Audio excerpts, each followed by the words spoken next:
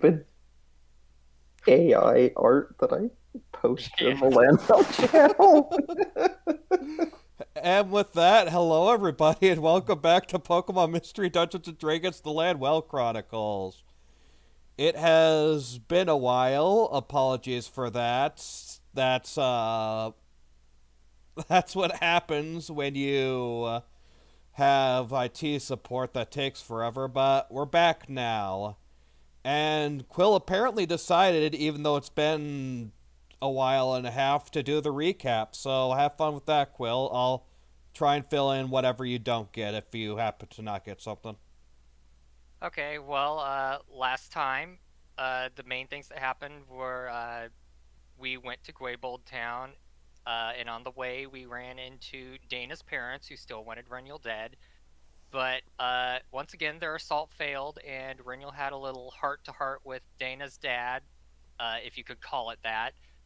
Uh, and now they're not gonna be trying to kill Renyel anymore, because he basically said, leave me alone, she's even worse than I was. And yeah, and then we went to Gwaybold, or got to Gwaybold Town, and I can't remember exactly why we were there, but we did go to see the Delvers, and that's currently where we are right now, and we're making plans to um, take out each of the factions before we have to go into the path to the old world, so that we don't have to go through a gauntlet when we go through there.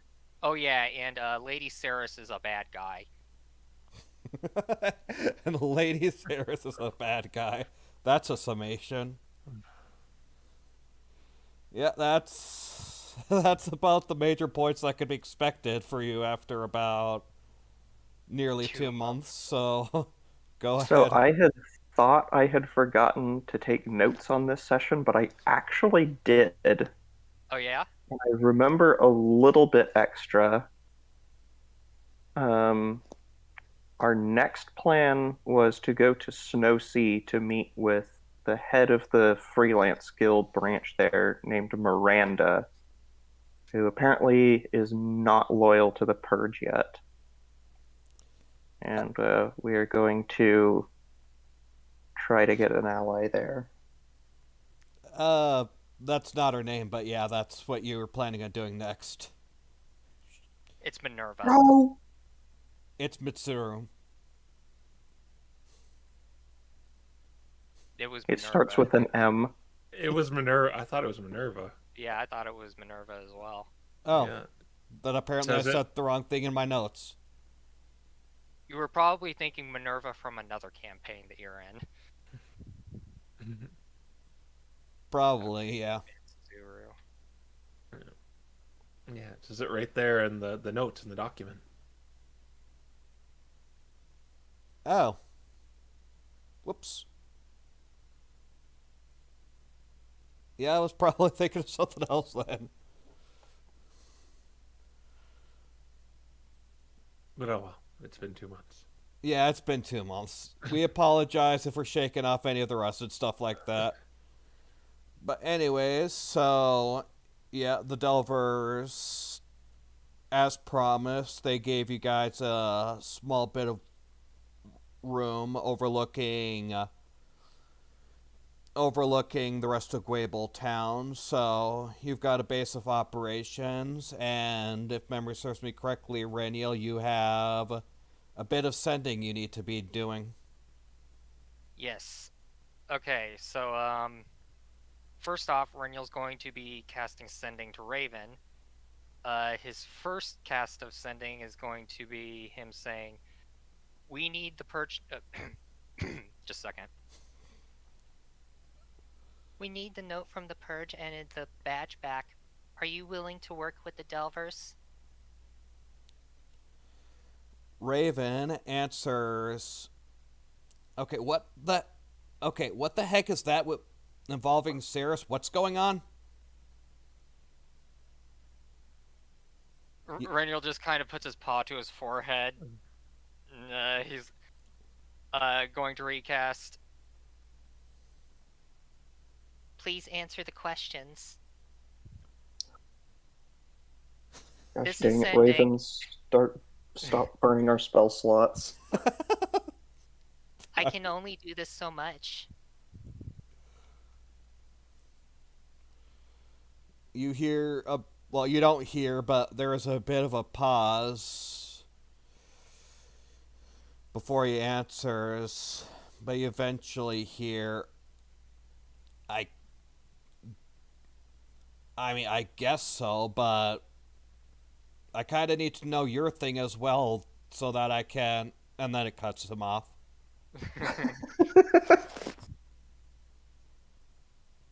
Okay, let's see here. I'm gonna burn one of, or I'm going to convert one of those. Burn those. You could potentially just I mean, we have to send Ricky there to meet with them anyway. We could Yeah, that's. have Ricky explain the situation when he gets there. Yep. In fact, Reniel is going to say, we are sending a messenger to deliver our plan to you in Whitetown. Give him the items to take to us. And you're saying that to Raven just to make sure? Yep. Does he have an identifier? You should have enough. Unless you made sure that was exactly 25 words, you should have enough to say yes or no.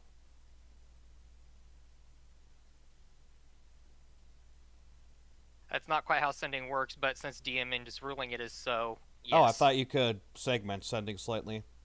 Nope. Oh. Whoops. Yep. Then yeah, no. You do that and you realize, oh shoot, I can't respond. Okay, so that's gonna convert 3 first-level spell slots and say, his name is Ricky. He's the Surfetched, right? No, he's an Excelgor. Excelgor, okay. An Excelgor named Ricky. This is all I can send to you this is all I can afford to send to you today. You hear Raven sigh and say, make sure he has some form of identification, but alright. Alright. Next, he's going to message Eason. He's going to say, hang on, I've got like a whole tree of how if things go, so I've got to go through these. Okay. The sending flowchart. Yeah, it's literally a sending flowchart. Well, at least we're prepared. We need your assistance. Can you meet us in Snowsea and then take us to Steelport? Eisen responds with, "This sounds important. We will attempt to do so." Okay, and gotta burn, gotta destroy, like. Spell slot management. Yes, I am. I'm like having to convert all of my lower spell slots into sorcery points and then casting via sorceress origin feature. And okay, okay, if I burn all, okay, I can still do that. And Reniel will say, "We will inform you of our full plans once we meet you there. Thank you." Very well. Snowsea waters are fairly rough, but we will be able to handle it. We will meet you there.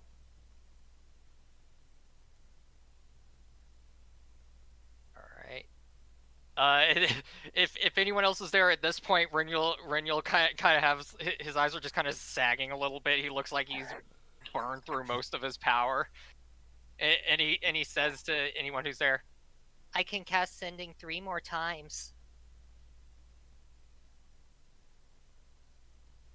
I believe it would be best to contact everyone else we are planning to recruit once we get to Snowsea, as it is not the easiest thing to do this, especially when whoever I am talking to is running out of words mid-sentence and not aware that I cannot do this indefinitely."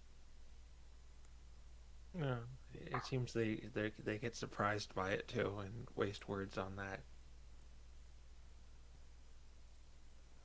Roniel just kind of nods. Okay, we'll do that, I guess then. We'll wait till we. How are we getting there? Are we just traveling by foot?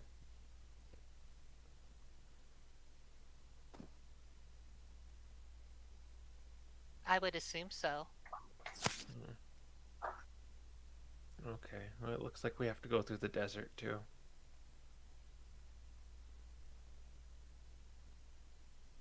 I suppose I should inform you all. Raven has agreed to meet with Ricky. We will have Ricky bring our plans to him, and then Ricky will bring back the items we requested. I have also If I was remembering correctly, they were gonna take the boat to Snowsea and give us it there. Or am I remembering things wrong? Well, we threw that around, but since we're sending Ricky to give our plan to Raven, he's gonna be going there anyway, so he can just get what we need from Raven and then bring it back to us in Snowsea, rather than having Sergey's old crew go all the way up around here, get it, and then go back. All right. Yeah. All right. It's the end result. The end result's the same either way. Yeah. Okay. So yeah, we'll just maybe we want to follow the river, because at least then we'll have water going through the desert. But then if we go down along here, we'd be going along the coast, so it wouldn't really matter. Could we maybe get like a boat? Based on what you know of this river, it flows from the mountain this way. So if you get a boat, you'd be basically rowing upstream. I mean, if you got the boat and then managed to go over here, then you'd be going downstream, but you'd be carrying a boat through the desert up to this point where the river then diverges and goes down sea again. Yeah. This oasis is the one that turned into a mystery dungeon, right? Correct. Yeah. Okay, so they probably wouldn't be selling a boat there. Probably not selling a lot there. I mean, there was one calved merchant there, but he's probably not in business right now anymore. Well, it looks like we're gonna have to walk then.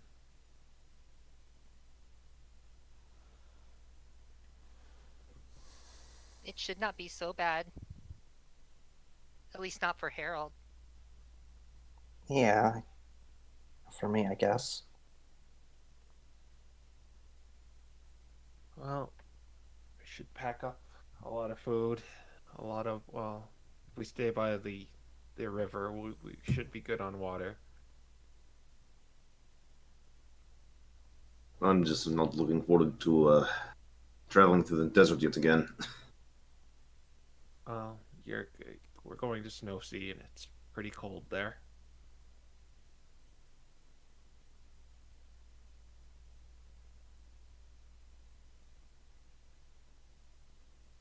So, it's literally out of the oven and into a freezer.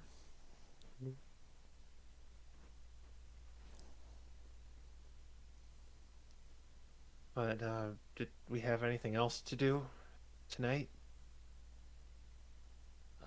Let's see here.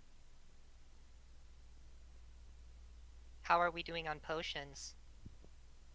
I have one necrotic resistance potion, 2 greater healing potions, 1 supreme healing potion, and 2 normal healing potions. I have one of each type but supreme. I've got a greater healing potion, 2 superiors, and 1 supreme, and a silver citrus berry. Only 3 normal. I believe that should be sufficient personally. Yeah, I think we're pretty well stocked on the healing potions.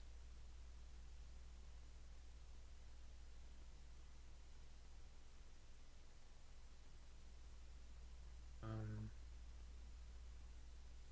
I guess if bandits show up, we just fight them. Then perhaps we should rest for the night here. I do not have much left in me after that. That. Yes. And yeah, I guess we'll settle down for the night. Alrighty. So, after informing Ricky of your plans, you all begin hunkering down and settling down. And soon enough, morning comes through. And you're all resuscitated back with all your stuff, which mostly affects Reniel at this point. Funny enough, I actually get some hit dice back. Yeah, I imagine after yesterday, the little gem on his forehead was like a dull red, and now it's back to its normal bright red.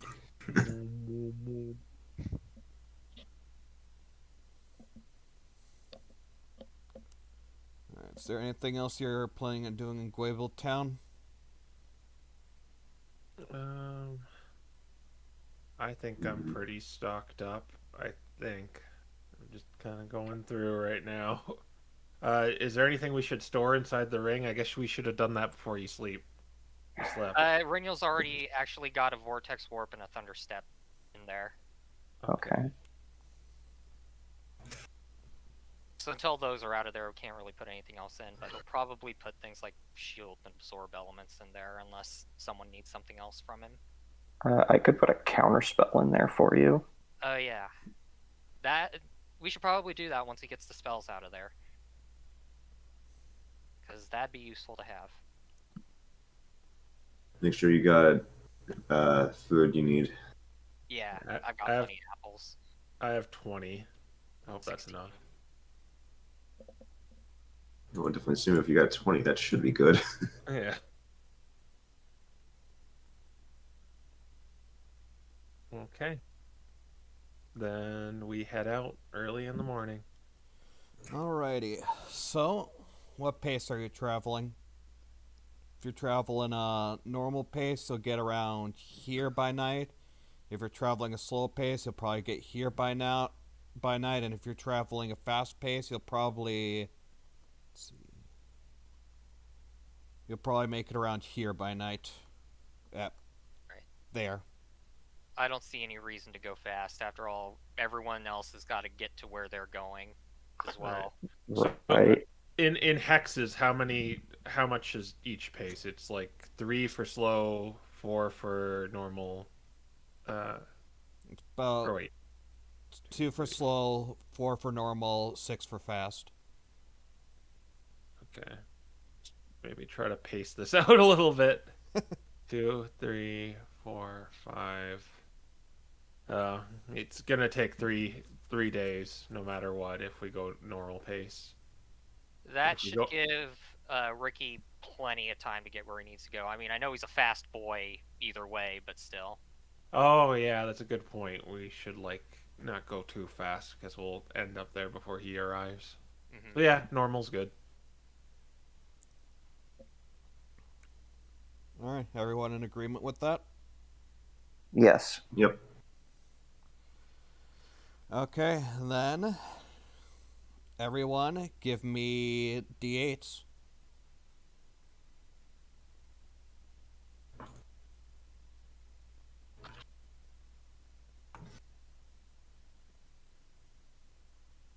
Six. 2. Oh. Oh. Oh boy. You know, every single time I've done this so far, you guys have had at least one person roll a 1. Keeps it interesting. Yeah. I suppose. First, Alright. So, RP focus session, he says. You know, I don't account for you guys rolling ones when you're walking. Okay, so you guys leave Gwable Town. You travel along the river, cross the bend, and you make your way into the desert. As you do, and it's about after afternoon, everyone give me perception checks. So used to Sabrina's stats at this point. Okay. No, Sabrina's not the one giving a perception check here.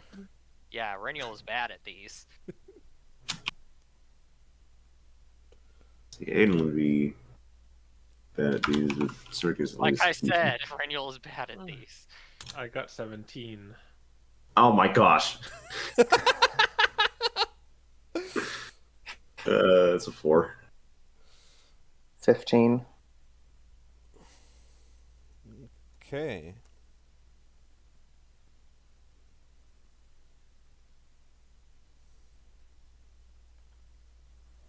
Oh my gosh, you are lucky.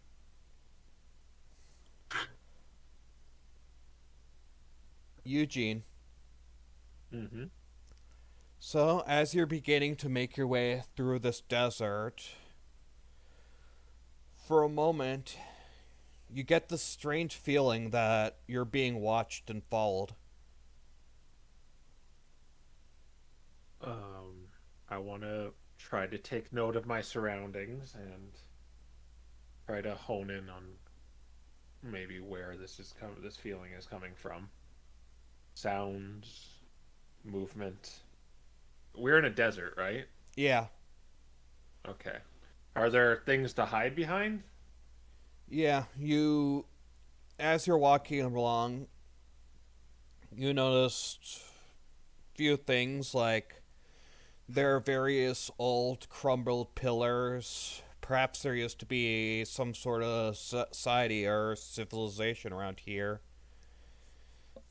So, as you're sensing, you're pretty sure whoever's following you, if that is what's happening, they might be going from cover to cover as they're sort of keeping an eye on you and scoping you out. Okay. I'm gonna say, Raniel, my head hurts. Perhaps you need something to drink. And then he's going to make the mental connection. What is it? There's someone following us. I think they're in those ruins over there. Renniel's going to cast clairvoyance with his wand above the ruins to get a bird's eye view of it. Alright. Let me check what that does. Oops. Not what I meant to do. Alright, clairvoyance. Okay, so you create a sensor. You could see it, so. And you're putting it above the ruins. You're using seeing, right? Yeah. Okay. As you do this, as you look into the ruins, you see a Weavile hiding in the ruins, seemingly watching you. There is a Weavile in the ruins. Perhaps a bandit, but Can Renniel tell from his vantage point what this Weavile has on it? Like, does it look like it has, like if it's some sort of raider or anything like that? You're looking for identifiers or stuff like that? Yeah, raiding equipment or Give me a sort of indication perception it's a check. thief. Because that went so well last time. Yeah, 6. From your vantage point, you can't really tell too much. There's nothing that specifically stands out to you. From here, I cannot make out its intentions, but I will keep an eye on it. These ruins are to the north of you guys, by the way. Okay. We're heading east. Should we just sucker punch it and just announce that we know he's there? I am not against that. How far away are these ruins? They are about 100 feet away. Let me double check something real quick.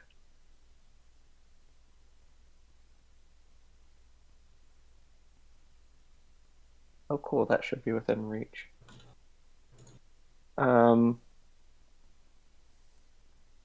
Do I have enough of an idea of where the Weavile is that I could target it with message? It does not require line of sight. Okay, it doesn't require line of sight. It just requires you know. I'm gonna say you'd have to have Rainiel communicate with you. You'd have to have Rainiel communicate with you its location in order for you to use message. Okay, at this point, Reniel would have communicated to the entire party that were being watched through telepathy.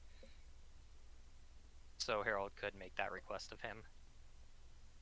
Alright, point out where it is. One of his long whiskers just kind of points in the general direction. Well, not the general direction, specific direction. It takes him a little bit to exactly hone in on it, like triangulating from where he's actually at and where the sensor is at. Right there. Alright.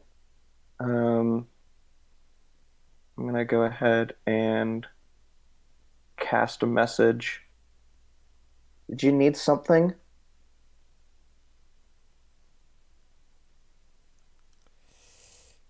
Reniel, as this message is cast, you see the Weavile sort of hop with a start, and he eventually says, "Cut, whatever. Just ignore me and move on with your day." And he seems to get up and walk towards the north side of the ruins. It looks like he's no longer watching you guys.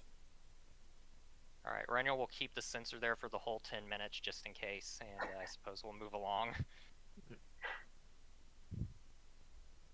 Okay.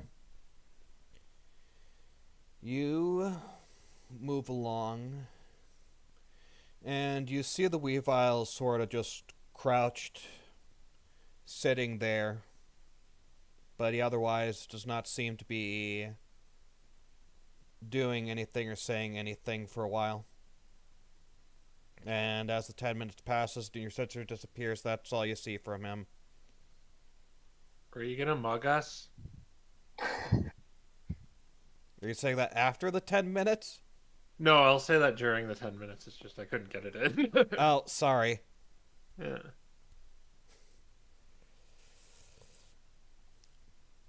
You say that. The Weavile doesn't seem to respond. I mean, it just seems unreasonable. I mean, you're very outnumbered.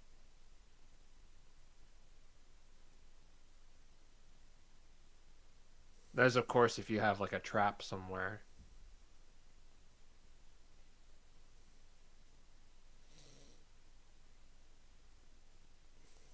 No, Weavile seems to still be sitting there not saying much. Rainiel, roll me insight. Okay.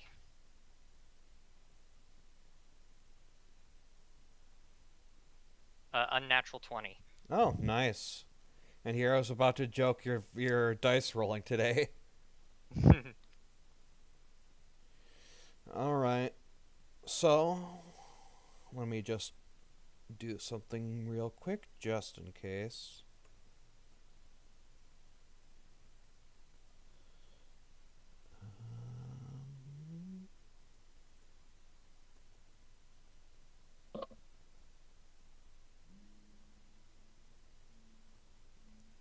Excuse me if you hear random sound. Someone's vacuuming upstairs. Alright, that's no. Oh, okay. Never mind what I was about to say then. Whatever it was doing, it got a nat 20 on. Okay, so yeah, yeah, even after Eugene says that, this Weavile just seems to be sitting there not saying anything. It seems not to be focused on you anymore, but beyond that, you're not really sure. Okay, well, I guess we'll just be going then. Don't die of dehydration. Or do. I don't really care. Okay, Radio.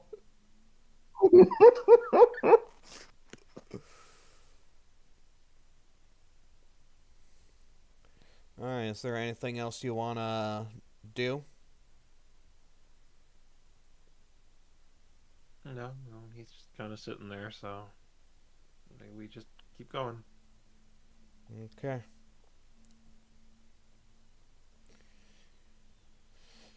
Alright. You keep going. You see the Oasis turned mystery dungeon next to you, though I imagine you're going to give it a wide berth to avoid ending up as inside the mystery dungeon. Yeah. Okay. Yep. So you just see it. It seems like everyone who was there the previous time you came around is cleared off, though. You still see the meteor impact site from when Astaroth fell down. And the scattered bits of cabbages as well. Though they're all dirty and dusty by now. And rotten. And rotten. Brown. But you eventually make your way to your... If I could grab Renniel, you eventually make your way to your rest stop at night with seemingly no further incident.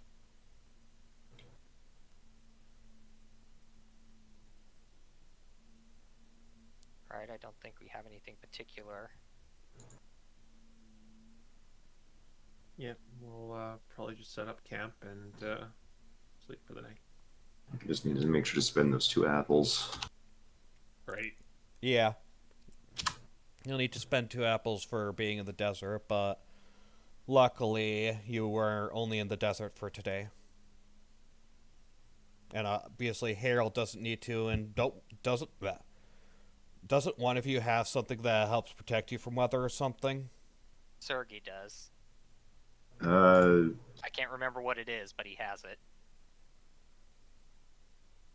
Oh yeah, he's in a perpetual rainstorm. Oh right, yeah. Yeah, so Sergey, because your body is considered to be in a perpetual rainstorm, you also only need 1 apple, thanks to the armor of the Leviathan, I believe it was. Right. Did not realize that would have also affected travel. Neat. Yeah, it technically does. Because technically you're under either the sunny or the sandstorm condition in the desert, but neither of them apply to you.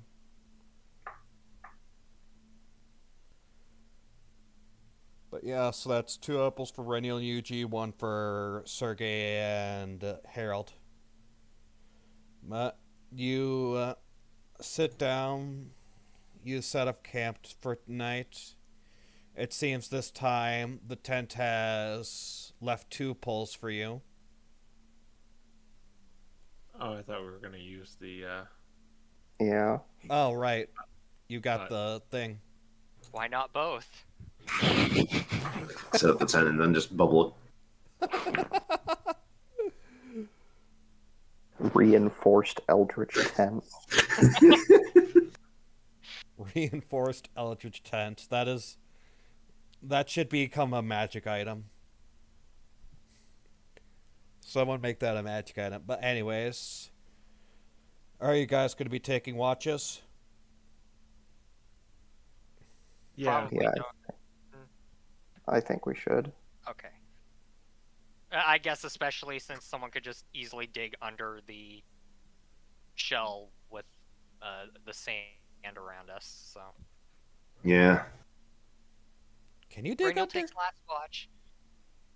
yes, you can dig under the hemisphere. Oh, right, 'cause it's not a full sphere. Hmm. Interesting. I'm going to regret saying that. Why would you regret saying that? The DM Actually, just I said think it is singular supposed to have word. a floor because it's a hemisphere, not a dome. I suppose that's true. I'll have to look that up later. It has some interesting implications.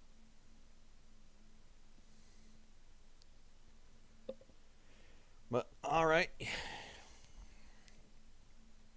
You all, So, Rainiel's taking last watch. What are the other shifts?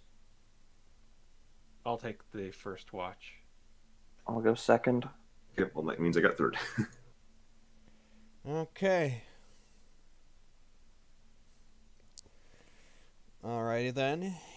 Eugene, you take first watch, and nothing seems to happen. Harold, you take second watch. Nothing seems to happen. Sergey, you take third watch. Nothing seems to happen. And Rainiel, Yes. you take final watch. And nothing seems to happen. Okay, good, because if it did, it would get in the way of his sunbathing. Priorities. Well, you know Reniel. But yeah, for all intents and purposes, by the looks of things, you, I mean, could you even sunbathe at this point in time because you'd be in the shadow of the mountains? It's not going to stop him from trying. Fair enough, I guess. But yeah, for all intents and purposes, the night seemed to go by without any incidents. Ice has confirmed that it is a dome. Anyway, Interesting. I will definitely have to keep that in mind for later. And I'm sure Yes, Crow will actually, also be it's keeping right that in there. mind for later. It's right there in the description. Dome of Force. Thank you for confirming that to us. We DMs are grateful. But anyways, you're going to be continuing then? yes. I believe at a normal pace is. Yeah. Mhm. Want to step it up, but.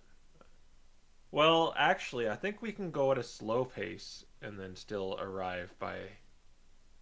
Because it'll be 3 squares or 3 hexes for a normal pace. 4 wasn't it? hexes for a normal pace, 2 for slow, 6 for fast. Increments of 2. Yeah, we can just go slow today to avoid a random encounter and just go normal tomorrow, or vice versa. Okay. I think avoiding encounters while further from town would be more valuable. Mm-hmm. Yeah, so we'll go slow right here. Okay. Alright. I mean, it kind of also makes sense because you're going through the mountains too, so you'd probably want to go slow here. Alright, everyone roll me d12s for the day then. 10. 5.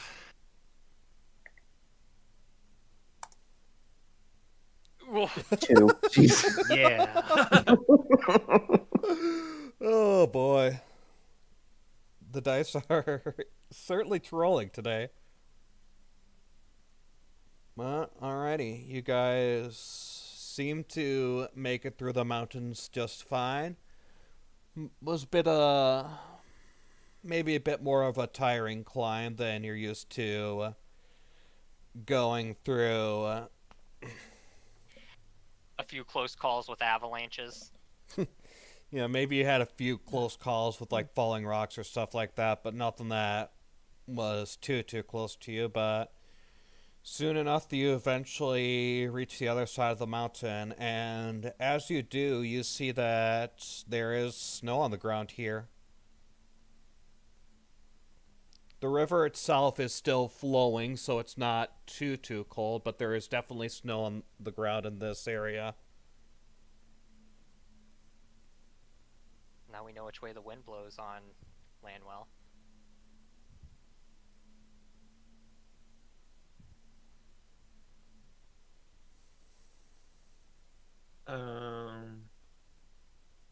Not not too cold or to the point where we'd need like weather gear, right? Everyone make me a frost check. Wait, wrong campaign. No, it's not too cold. In fact, from your experience, Eugene, you know that in Snow Sea's harshest winter, there are some times where it might get cold to the point where you'd need a bit of a light jacket, but it never gets so bitterly cold. Okay. Of course, this is coming from a Minnesotan, so... Yeah, this is coming from a Minnesotan, so not too bitterly cold is vastly lower than what you're probably used to. Well, it's like winter 8 months in a calendar year. Pretty much. Our winter didn't end. Like, our winter literally ended while we were on this 2-month break. It was like the second or third week of freaking April when winter finally ended. Bruh. Yeah, I guess we'll set up camp as it starts getting colder. So how much food do we consume while this is happening? Just one. You're no longer in the desert. Okay. All right.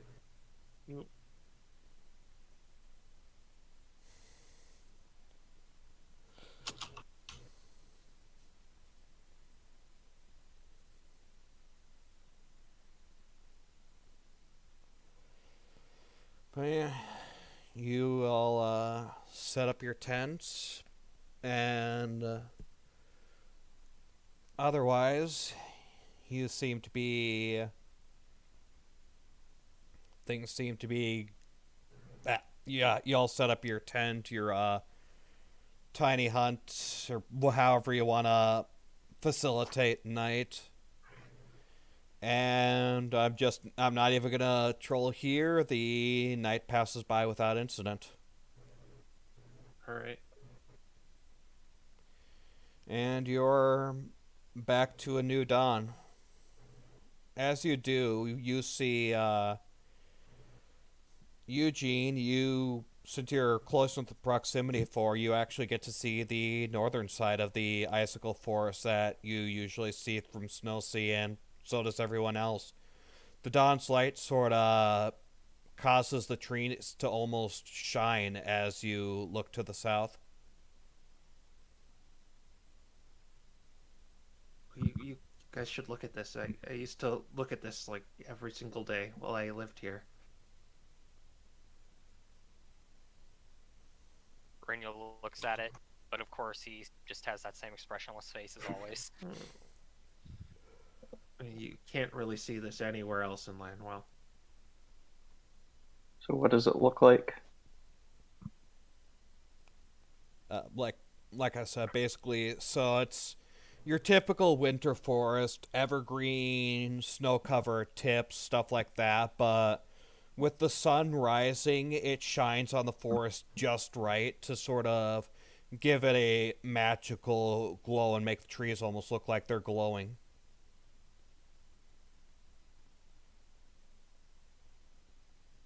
So you grew up with this every day.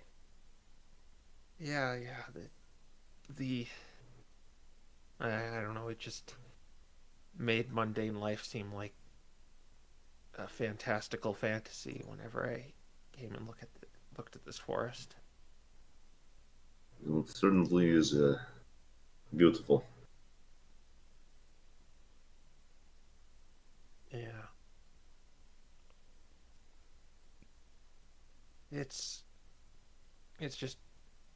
kind of weird coming back and looking at it, it just makes me realize I've been gone for so long, or I forget how long I've been gone actually. But when I see this again, it just seems like an eternity.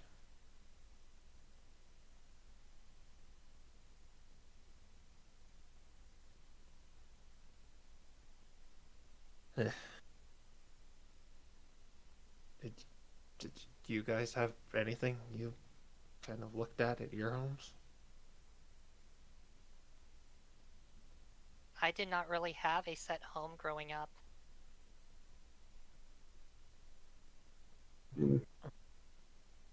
As you know, for me, that site was always just simply either looking in on the continent or the site of the waves.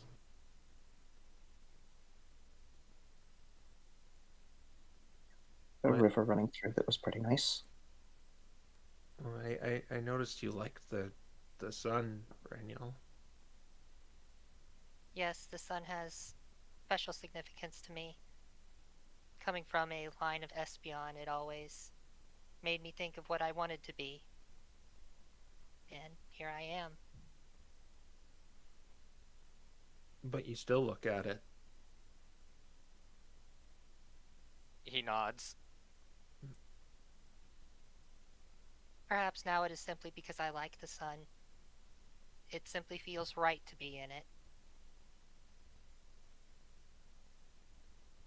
Yeah. Physically speaking, not emotionally. It is sort of this tingling sensation on your fur. It is hard to explain.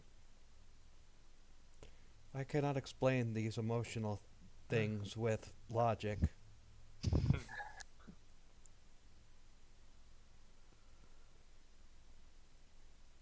It is Oh, yeah. invigorating. Some Pokemon drink coffee. I sunbathe.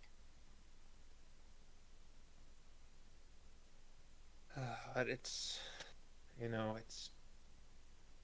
looking at this is kind of a grim reminder that I'm going back to my hometown, and I haven't said anything yet, but I kind of don't want to go back there. Well, I did, like a few months ago, but now I don't. Understandably. Unfortunately, it is where we must go.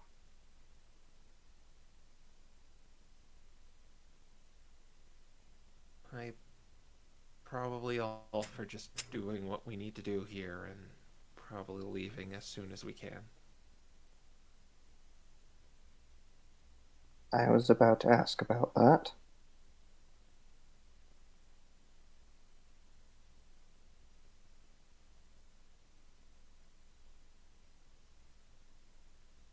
But we get the things from Ricky.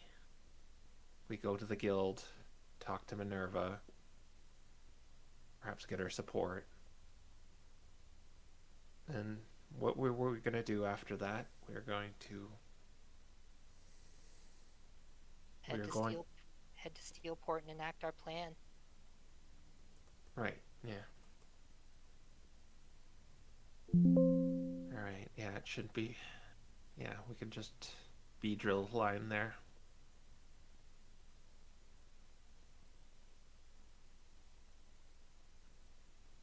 Okay. So, you're going to continue then? Yeah. Okay.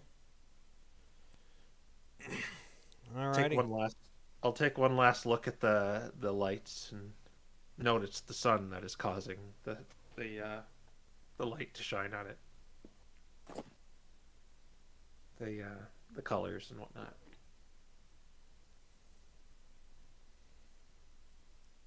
Okay.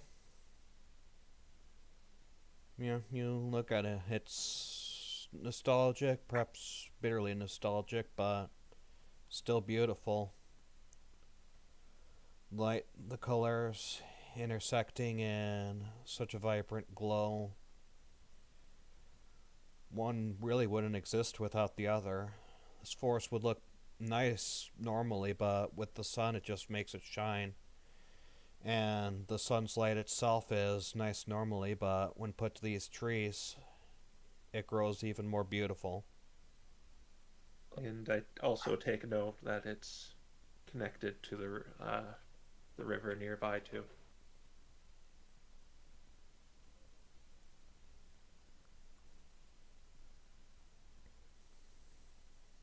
Mm-hmm. Alright, anything else? That's all. Okay. Then you begin to make your way over.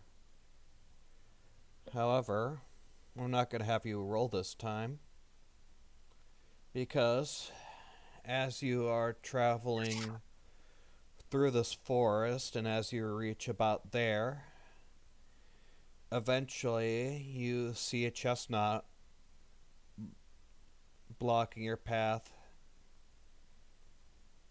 He looks over you guys and he says, "What's a crowd like you doing around here?"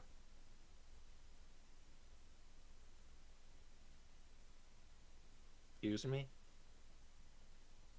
I asked you a question. What's a crowd like you doing in a place like this? Oh, sorry, I misunderstood you. We're just going to Snowsea. Really? Why would you guys go to a podunk town like that? So I lived there.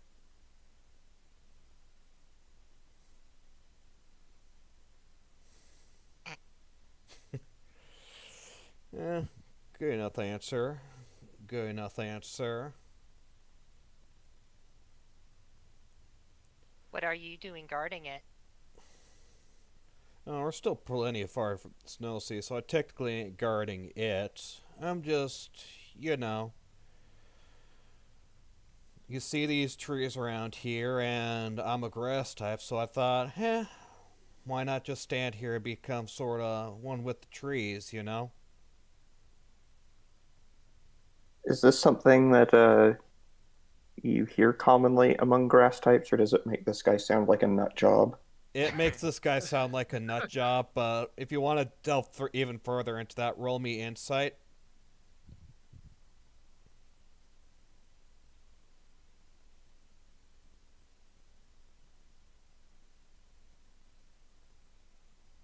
Specifically Harold, since he's the one who inquired. Yep. Okay. 13.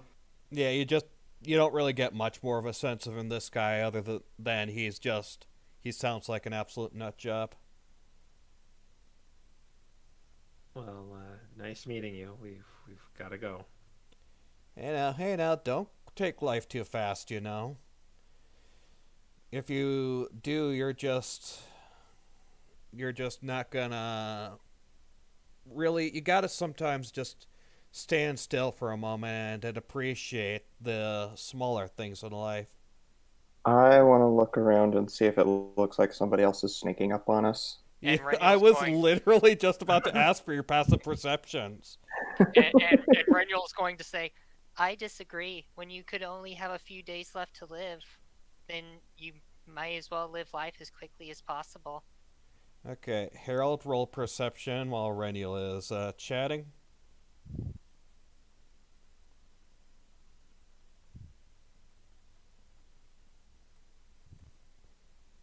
Okay, 16. Okay. With that roll, you don't seem to notice anybody approaching. And he says, "Oh, gee, way to damper the mood. What makes you so sure you've got, like, not much time left, huh?" I am infested with an otherworldly parasite. That's rough, buddy. Indeed. Well, I can give you one little bit of solace at the very least.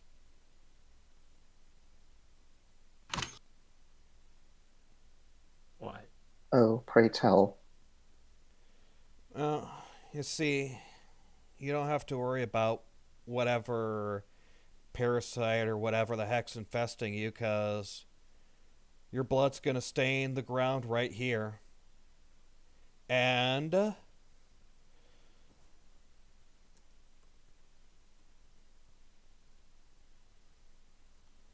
Uh, Eugene and Reniel, you both are suddenly stabbed by two Weavile behind you. Roll initiative. You're getting a surprise round. I would like to think that the fact that we suspected that we were getting ambushed, like, I don't think I was taken by surprise here. I knew this was Yeah, suspicious. you know what? You did say you're rolling around, so I can agree with that.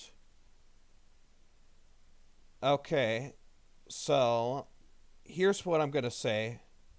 Since you were Eugene's looking, ready anyway. Eugene got an at 20. as he Perennial rolled says higher than that, I usually. Oh my gosh. as he says that, you finally notice the two Weavile are sneaking up behind you, so they won't be getting a surprise round on you. But yeah, you will be still rolling initiative. I can agree to that.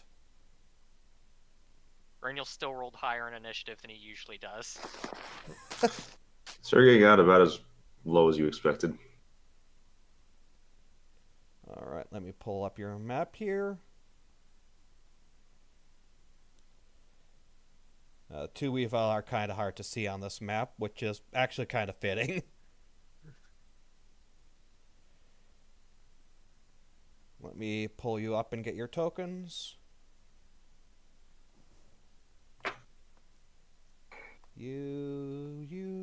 So feel free to put yourself in initiative while I roll for these guys. I'm still loading. Yeah. Oh, Yep, it's still loading. It Taking got to like the bit. very end, and now it's just going. Yeah. Oh my gosh. I'm almost there. Tick, tick, tick, tick, tick. Okay. Yeah, I got it. Yep, I'm in.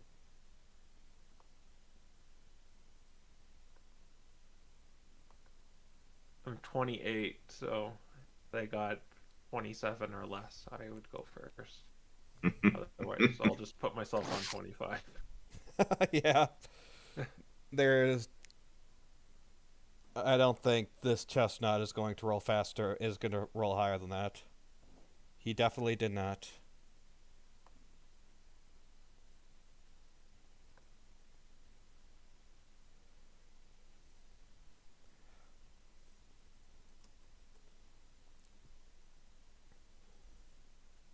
Okay. Alright, so Harold, you notice behind you these two Weaviles are approaching, but after the chestnut says that, you shout it out, and yeah, this is what you see. You're surrounded by the chestnut in front and these two Weaviles behind. Eugene, what do you want to do? I'm going to cast Zephyr Strike, and I'm going to shoot one of the Weavile. Is the one... Does it look like the one from before? Yes, it does look like the one from before. Okay, I'm going to shoot that one then. Okay, I'll say that's the top one. Alright. So... I cast Zephyr Strike, but I'm going to use my movement, so I have... Oh, wait, I have so much movement. Just wait. Okay, so I get 10 because of my stupid thing. Yeah, an additional 10 plus. So I have 70 movement right now that I can just willy-nilly use. So I'm gonna move 5, 10, 15, 20, 25, 30, 35, 40, 45, 50, 55, 60, 65, 70. Now, my high ground, I'm going to shoot the Weavile, and it will be with advantage because of Zephyr Strike. It's over, Weavile. I have the high ground. Thank you, someone said it. That will be like 25 or something. 25 or something definitely hits. It'd be 26. All Yeah. right.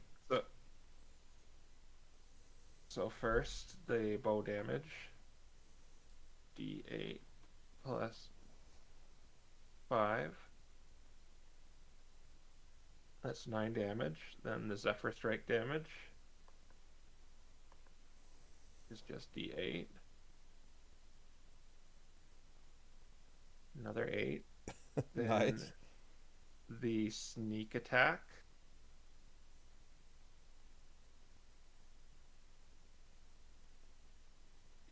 D6.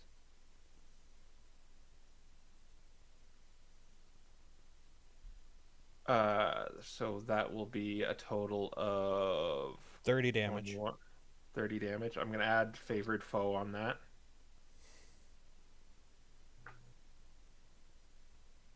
Is he still standing? Yes. 33 damage.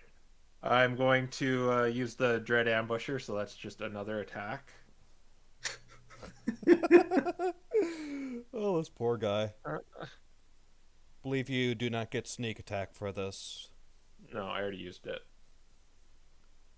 If you get a nat 20 here, I will laugh so hard. Alright. Yeah, it's plus 10. Make sure I get the right modifier. 17? 17 still hits. Okay. And what is it with Dread Ambusher? I just do an extra D8. No mod.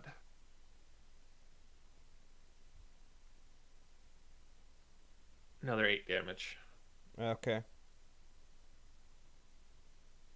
And that's my turn. Alright. A nice 41 damage, though. Yeah, he's still standing. Okay. Alright, and I believe it is the Weavile's turn.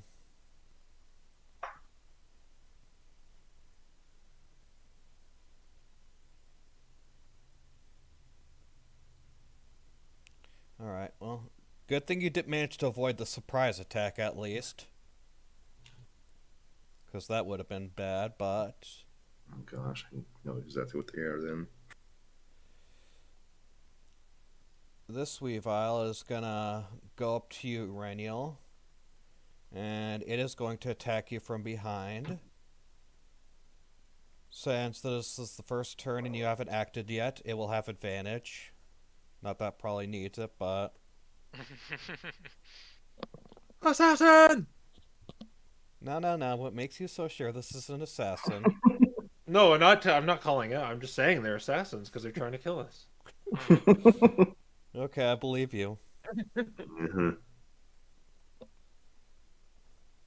Okay, yeah, that definitely hit. I assume 19 hits. Yes. Alright. Hang on. Okay, yeah. I had to do math. I'm not good at that. Alright, so... You take, in total... 9 piercing damage.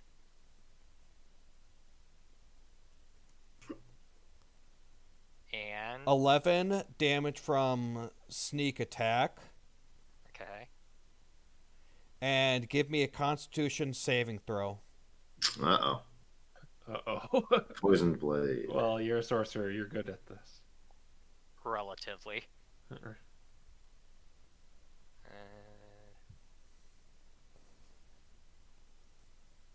Ooh.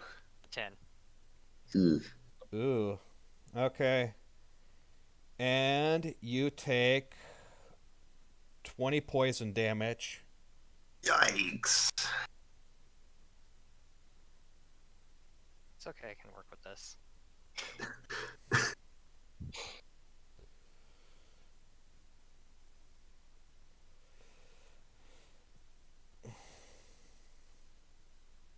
And it has multi-attack. I can still work with this. I'll just probably be on the ground working with it.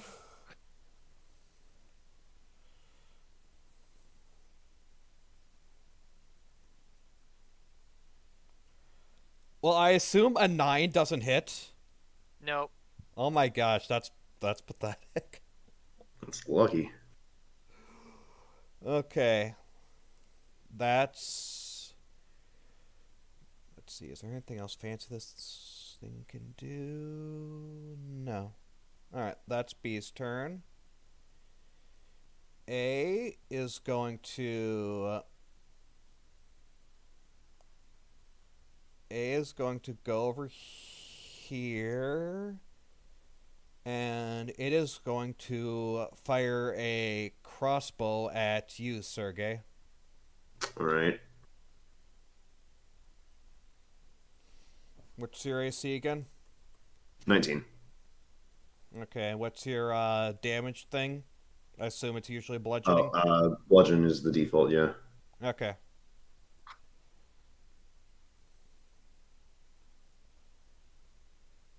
Okay, got 21. Oh. Alright. Well, that definitely hits. Alright. You take 5 piercing damage.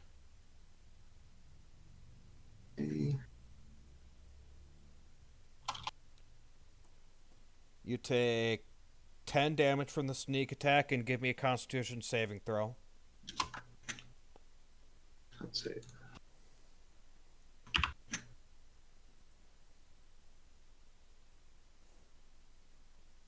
Okay, that's an 18.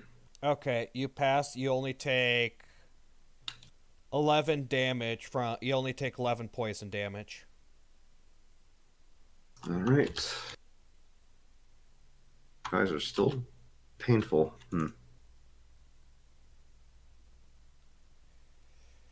Alright, and that is both Weevil's turns. Harold, before your turn, just curious question. Actually, no, never mind. Harold, it's your turn. Okay. Well, they have spread themselves out. Most inconvenient.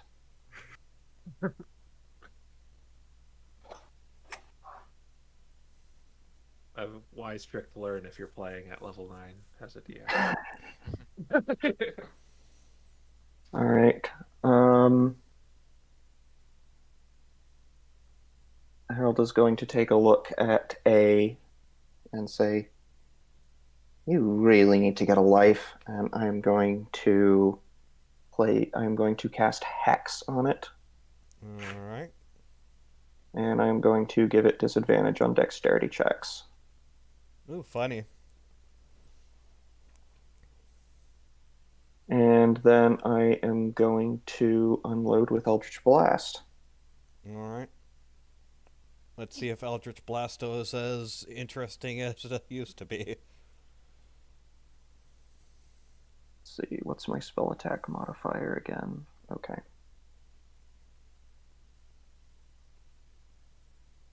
First one is going to be an unnatural 20. Alright, that definitely hits.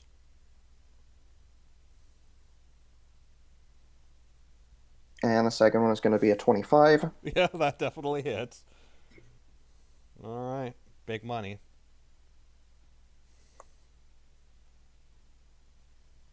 That is going to be a total of, oh gosh, that's a bad roll, 19 points of force damage. Nice roll, because it ends up as an even 60. Yeah.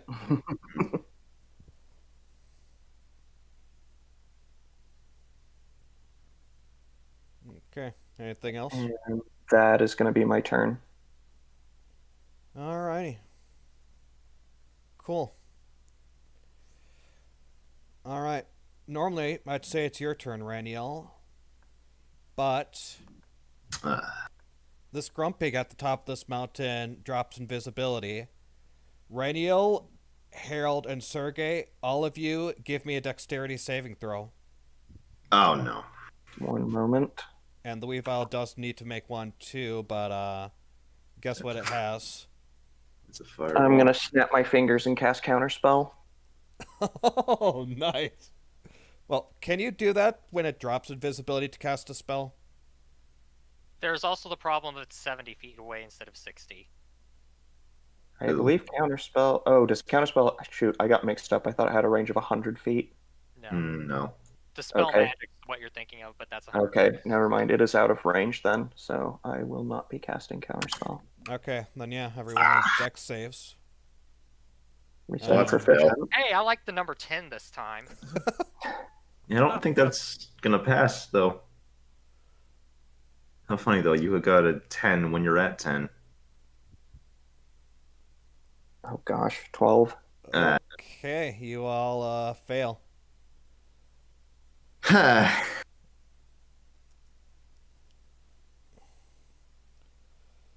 You all take 38 fire damage.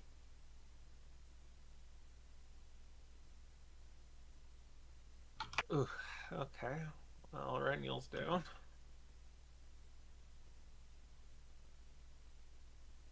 Jeez, okay. Dennis Wow. family really should have taken more notes from these guys.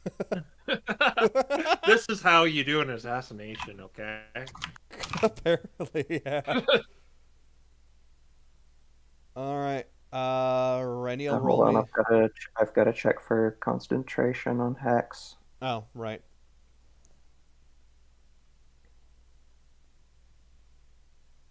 I actually cape it. Neat. Okay, Renniel, roll me a death save. I was so close to getting right back up. Got an Only 18. passed. All right. Well, that's one pass.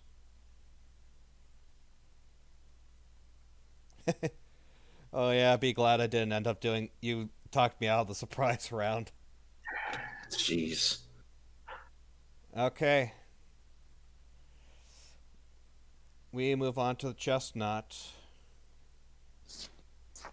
It is gonna go over to you, Sergey. Hold up. All right. Yeah. You So- are polearm guy. Let's see if you hit. Oh, gosh, you gotta find all the old things here. Yeah. Yeah, it used to be muscle memory with my like first turn stuff, and I was like, "Oh, what does this do again?" 3, and it's a +1, so yep. Yeah, okay. Oh my gosh, that's a Okay. crit! Holy crap!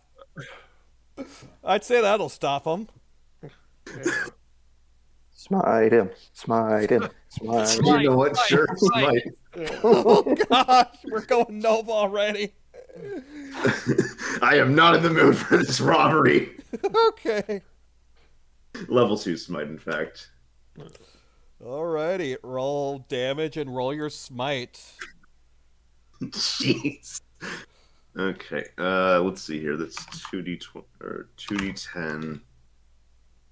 Oh, Matt brought something up. Oh, no, Matt, that doesn't work here. Never mind.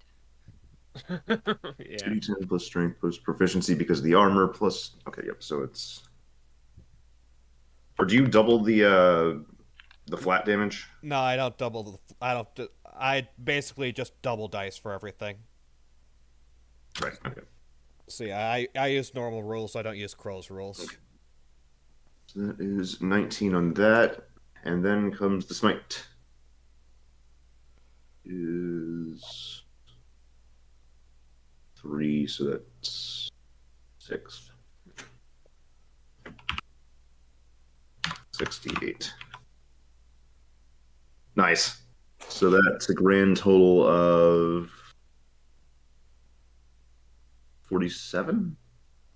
I believe so. Yeah. Let's... I'll figure out in just a second once my calculator cooperates. Yeah, that's 47 damage. And this was him approaching you. This was just him approaching. All right, and I believe as So part you're of approaching me. all right, I believe as part of your thing, he's stuck there, correct? Yes, he can't move anymore. Okay. Interesting.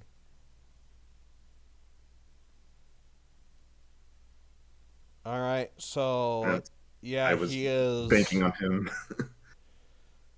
stuck there, but what he will do is, since he can't approach fully, he'll take out a longbow and he'll shoot his longbow at you instead, Sergey. All right. So you avoided his giant sword, but Let's see. Yeah, I was banking on him being the one approaching that would be more scary than these Weavile.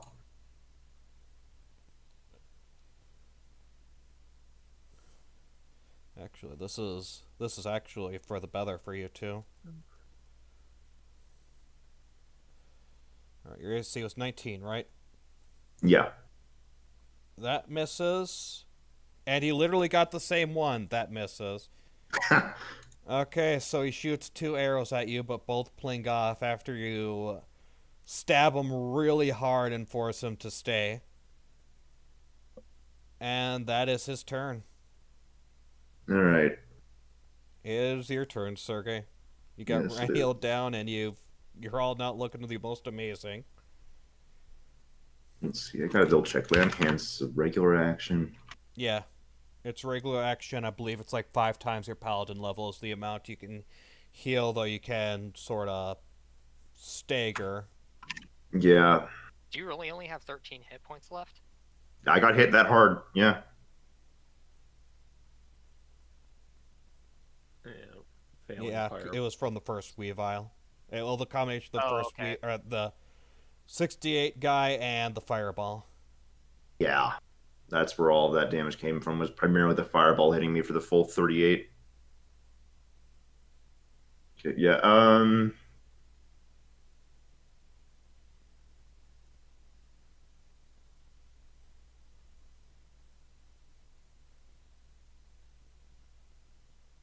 I don't want to have to spend a turn like that, but I do need to get Renil back up. Our healing potions are bonus actions, right? Yes. Okay, in that case, I can spend the bonus action to heal Renil with that, can I?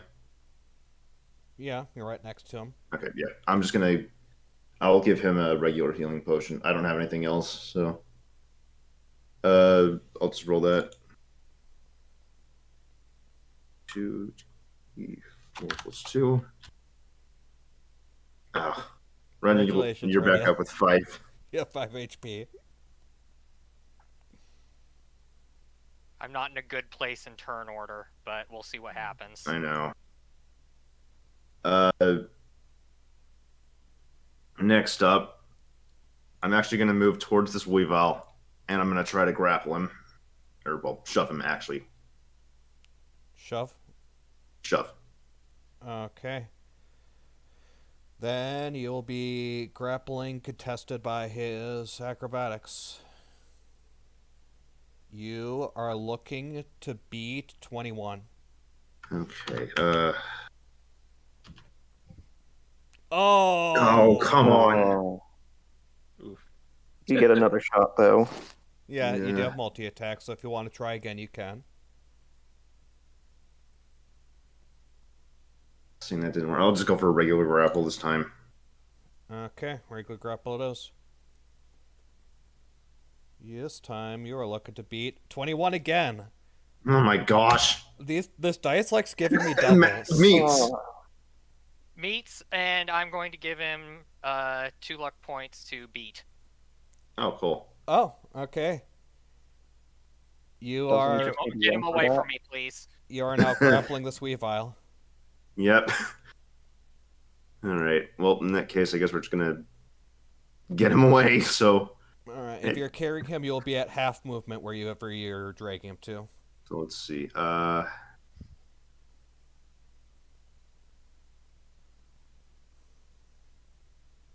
moved 1 space. Let's go ahead and take the remaining.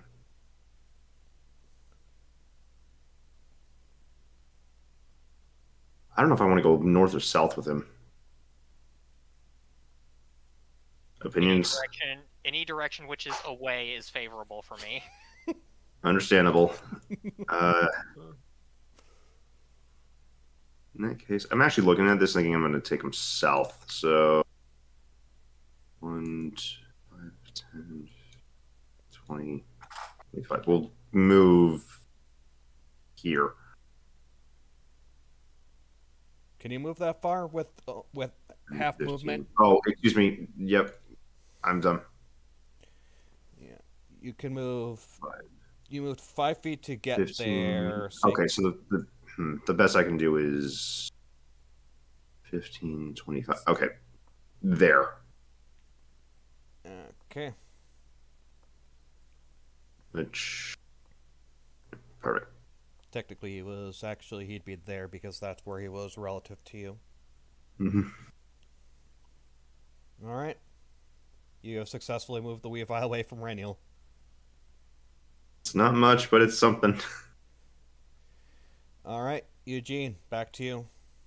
All right, I was gonna focus fire on the Weavile, but I think we need to get rid of the mage because he's just gonna be annoying. So I'm going to spin around and I'm gonna cast Zephyr Strike again. Just checking off a spell slot. And I'm going to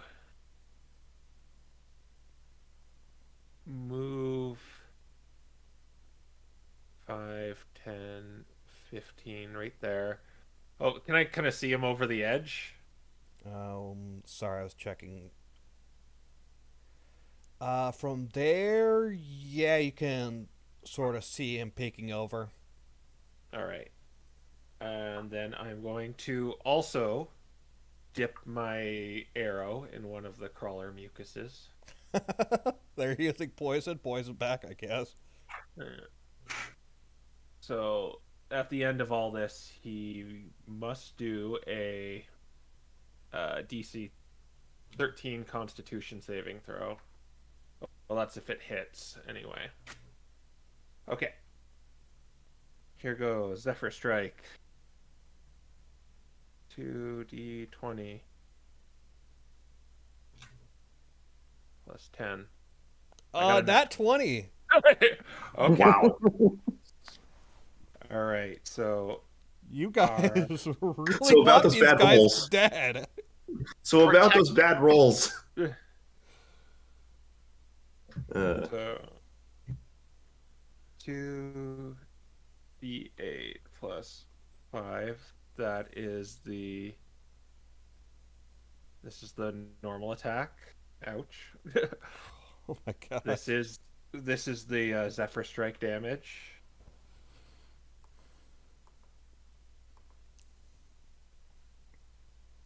Five. So we're at 19. I'm gonna switch favored foe to him as well. Okay.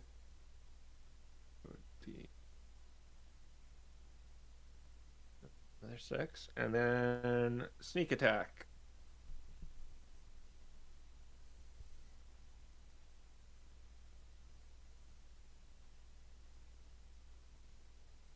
Nice. You need me to add that up for you? 48. 48, and a Constitution saving throw for him as well. Alrighty. He got a nat 20. Okay, well, he's not poisoned. And I will kind of move right here. He's probably just going to look over the edge, but is there any way I could like get cover in these rocks somehow?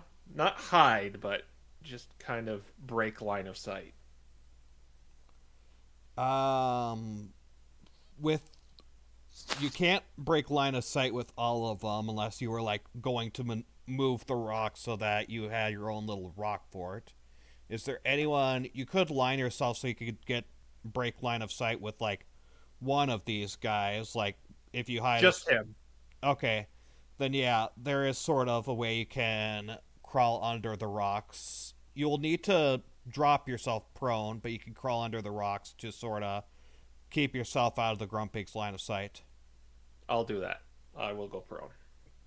Okay. Honestly, probably an advantage Yeah. under these conditions. Yeah.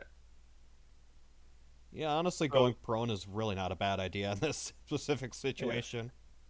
So so mechanically he knows I'm there. It's just he can't see me really.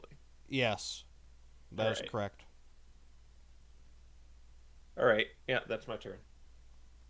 Alrighty. It is both the Weavile's turn. It is no longer the first turn, so luckily for you guys, you don't have to deal with their first sort of BS, but it can still attack you. So the Weavile that's grappled with you, Sergey, is going to. He's looking at you. He's seeing you're kind of low, so he's just going to try and straight up attack you to take you out. I assume a 22 hits? Dang it. Yeah. Alright. Come on, Sergey, you've got him. And I'm going to cast Silvery Barbs. Silvery Bobs! Okay. And I will give the advantage to Sergey, I believe. Okay. Alright. Then that turned into 15, which I believe does not work for you, does not hit you, Sergey. Yep, that doesn't hit. Thank All right. goodness. Multi-attack.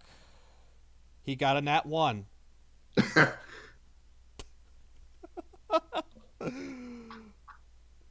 Okay.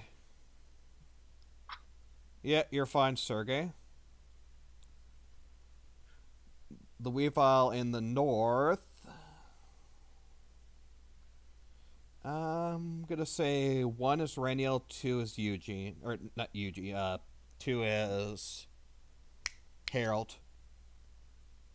2. Okay, he's gonna try shooting at you, Harold.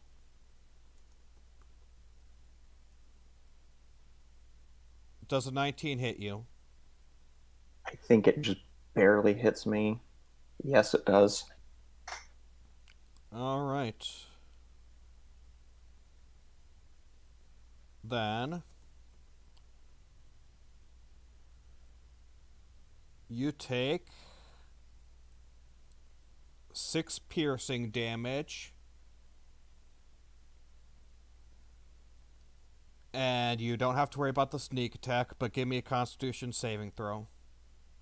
Okay, give me a second. You're no longer within Sergey's radius, so he no longer gives you his paladin bonus. Sorry.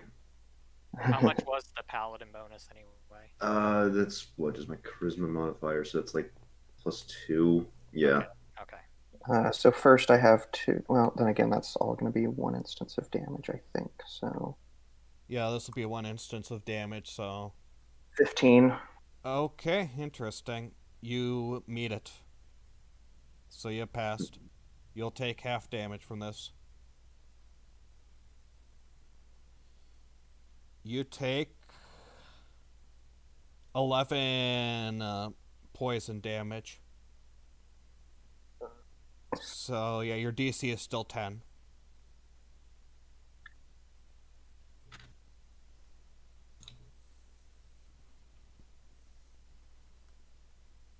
Aw. Oh. It's not that big of a deal. Would have been nice to have, but... Alright, and that is the Weavile's turn. Harold, it is your turn. Okay. So I am going to move, I believe, right here. And I am going to use my salve with one of my potions of superior healing. I figured just about as much. The salve itself is an action, though, but I'm sure you're going to do that anyways. Oh, yeah. Alright, salve it up.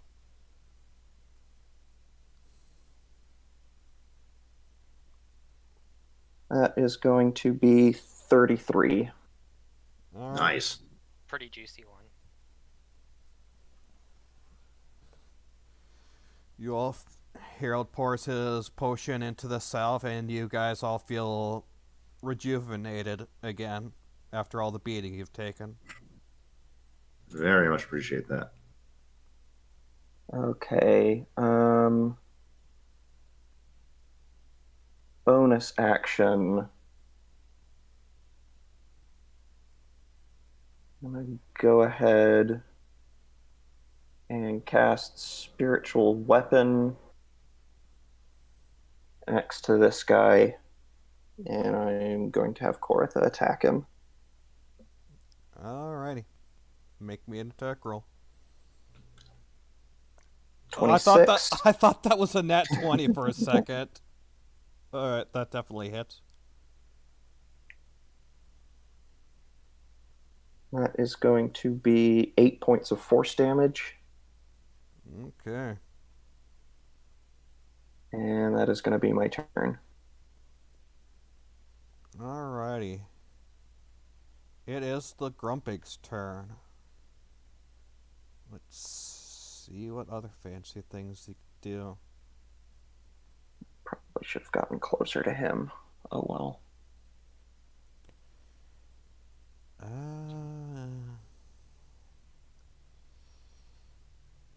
Yeah, there's...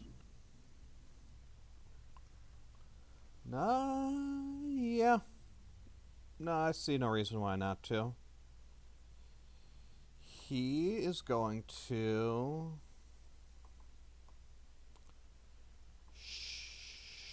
shoot a firebolt at Reniel and at Harold. Okay, he has disadvantage on Reniel. Alright, Reniel's still prone. You're doing like a multi-attack thing with Firebolt. Yeah, he's doing a multi-attack thing with Firebolt.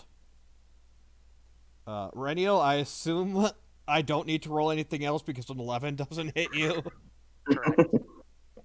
Okay, and Harold... Does a 17 hit you?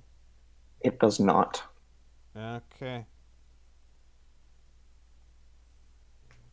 Then, yeah. That is the Grumpig's turn. Reniel, you are finally able to do something.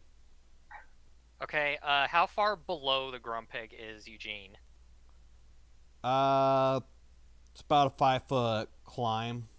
Oh, it's only 5 feet. Gosh darn it, Eugene, why? Oh, I would have run up there if that was the case. You're good at dexterity, right? Yeah. Don't worry, it's mostly pity damage anyway. So Rainiel's going to cast Hunger of Hadar.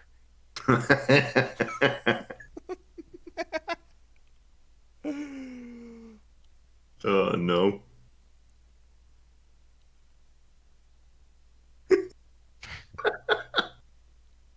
With Quicken Spell.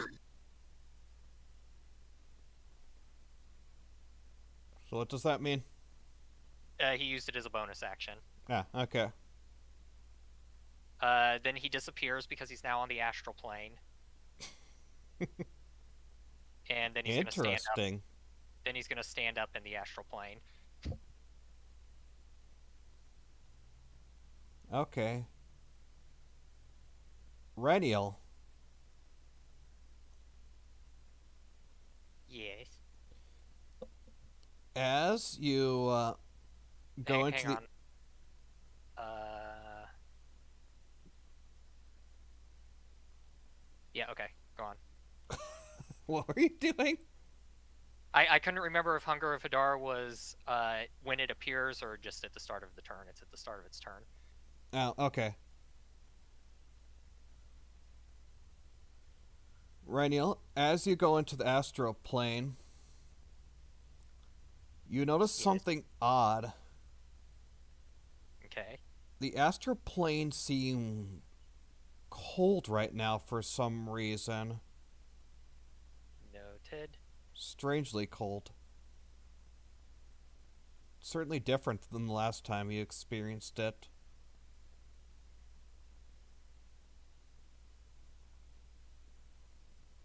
But, anyways, what do I need to roll for Hunger of Hadar?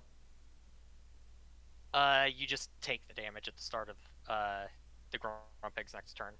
Oh, okay. Gotcha. Is there anything else for you? Nope.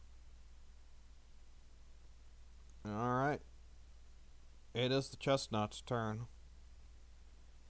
And He's gonna go over to you, Eugene. That's Harold. Sorry, Harold. I don't know why I get Eugene and Harold mixed up so much. He says, "It's a nice thing you got there. Maybe I could take it once you're dead and use it for something myself." And he takes out this giant sword and he begins attacking you with it.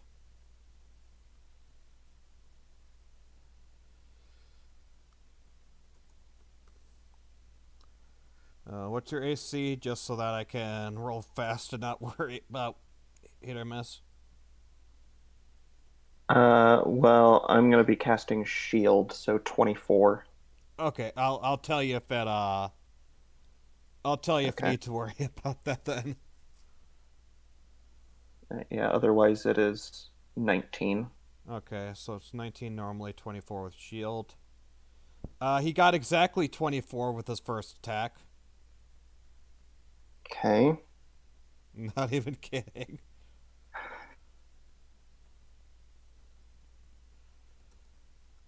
So I'll say you don't have to worry about using the spell slot for shield yet. Well, yeah, if he got a 24, I would have to cast the spell Oh, in order to not get hit. not if he got more than if he got 24 or higher, then even shield wouldn't save you. Meets beats. Oh, right. Gosh dang it. All right. So for his first attack, you take 20 slashing damage. Ugh. Ugh. Yeah, this guy hits like an absolute truck. His second attack, 25. Oh no. Oh my gosh. Oh boy, I'm sorry. Well, since shield can't save me on that one, I'm gonna have to try a bit more of a gamble. Oh, what? You want to make use of it so you can rob people? Fat chance. I'm gonna silvery barbs him. All right. He got 20. Silvery barbs though is a reaction, right? Yes, it is. Okay. Is Eugene within range of me? I don't think you can see He me. is not. Oh, and I can't see him. And yeah, the only person I can give advantage to is myself. Yeah. Okay.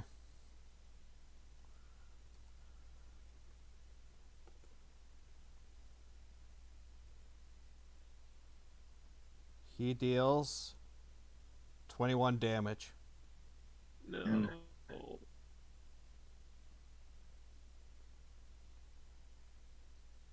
Does Koratha stay up since she's not concentration? Let me double check. I think she does, you just can't use her.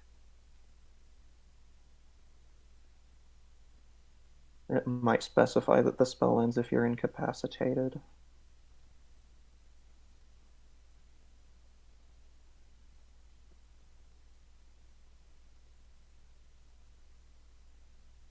No, the spell remains in effect.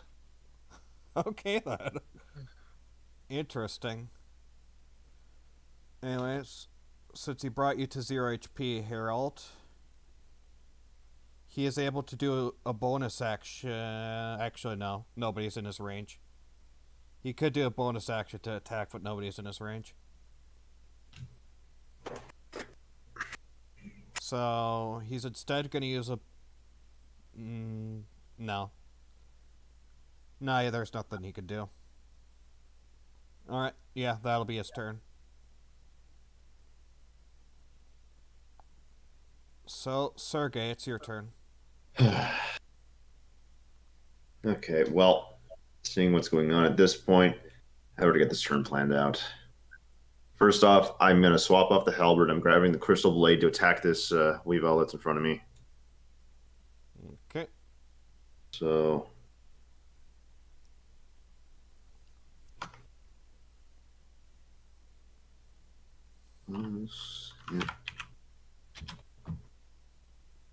Yeah.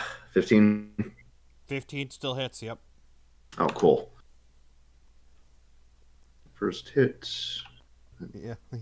These Weavile are glass cannons. Oh, I guess you do technically make the attack with advantage from silvery barbs. Oh, you're right. Oh, you're right. Fish for the crit. Nope. Nope. That was not a crit. Well, hey, we got to burn the 3. Yeah. That's true. That's true. So this is 2d8 because I'm rolling the radiant damage alongside it, and I'm going to expend one of those charges right now to heal that 8. If it, well, hey, Juicy. 16 damage, and I heal 8. I'll just immediately do that again.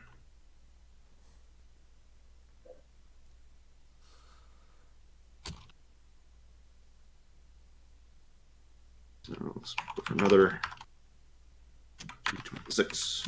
Wait, did you... Hmm? Oh, right. Sorry, I'm using the Crystal Blade. It's got the healing on Radiant. Yeah. I spent one of the charges to do that, yeah. So did you roll regular damage, or was that just your... Oh, I rolled them together. It's 1d8 slashing, 1d8 Radiant. Okay. Gotcha. Just wanted to make sure your damage was correct. Okay. Anyways, your second attack was... The attack was a 12. 12 is going to be a miss. Yeah, I figured. And lastly, I'm using Hold Person on the Chestnut. Oh, interesting. Which saves that? That is a Wisdom. saving throw. How are Well- you doing that? That is part of my, that's part of, what is it called? The Vengeance Paladin. Okay. Remember, I swapped. Okay. He failed. Nice. Excellent. Okay. So yeah, this chestnut is completely frozen. Good. Is that one of those things where he gets to make another save if he's hit, or At the end of Um, every turn. Yeah, I Yeah, think and it's the- at the end of his only turn. the turn? Okay. End of each of its turns, yep. He's just paralyzed right now. Interesting. Okay. And that'll be your turn. Eugene, I believe since you're in Hunger Hadar, you'll take damage at the start of your turn. Yeah, it's just 2d6 though. Cold damage. I don't know if you resist that. No, I do not. Alright. 5. All right. I'll get up from prone, and can I just walk out of this thing? It's difficult terrain, but I'm sure you've got the movement for it. All right. Yeah. So 10, I think 5. because of it, the Grumpig is also obscured. Yeah, I know. I can't see him. But also, he can't see anyone else. Yeah. 15. What would happen if I jumped off here? Would I take damage, or... Yeah, it's a 10-foot drop, so you take damage. Or is it 20 feet when you start taking damage? It's 10. Okay, yeah. So you take damage if you jumped off. Is there any way to, like, slide down it? Or wait, don't you have something that helps you with that? I thought you had something to resist fall damage, yeah. Oh, yeah. Because I my- remember you risked Yeah. taking massive fall damage to get it. Yeah. All right, I'll jump off and use this for the very first time. That doesn't count towards my movement, though, right? If I just fall? That will not count towards your movement, yeah. Okay, 15. I think I've used my regular movement. So I'm going to cunning action. Where's my ruler? Oh, he's too far. Man, Raniel, your Hunger of Hadar is saving this chestnut. You'll probably 5. take I don't know. I'm gonna cunning action. So if I use a dash with my cunning action, is that half too? No, Wait, it's, Or would you're it be I thought 30? it was just yeah, the hunger it's just the itself was Hunger where of it was. Hadar that you have half movement through. Everything else... I no. mean, I was prone, so I had to get up. Oh, okay. right. Right. No. Since you're up, I'm going to assume your dash will be at full movement. All right, 5, 10, 15, 20, 25, 30.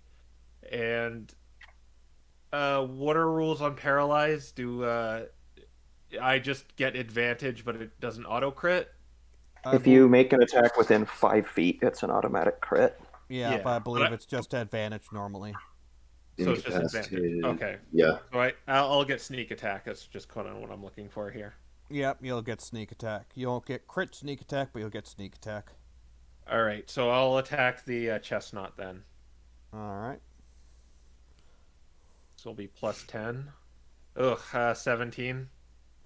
17. 17 does not hit. Okay. Plink. He just plinks off of him. All right, that's my turn. Okay.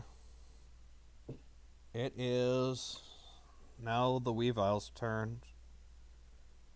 And let's see.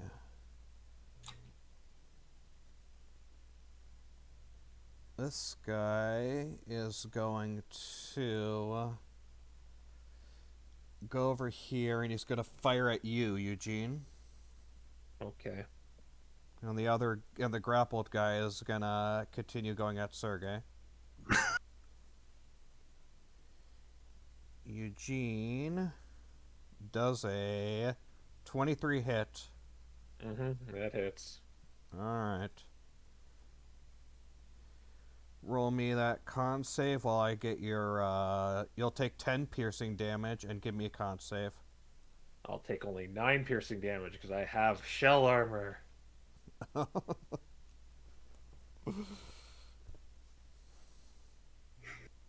Right. A con save. Oh, wait, I need to roll. No, I don't know. Not one. Ooh. Good thing I don't have your double damage for nat 1 rolls. Hmm. I'm bad because he has an item. Okay, you take 25 poison damage. Alright, can I uncanny dodge that? I don't think you can. Yeah, you could. It's part of the attack. Oh, right. no, never mind. I can't because I featherfalled as a reaction. All right. Oh. Yeah, okay, never mind. How much am I taking? 25 poison, and it was 10 piercing. Yeah. Alright.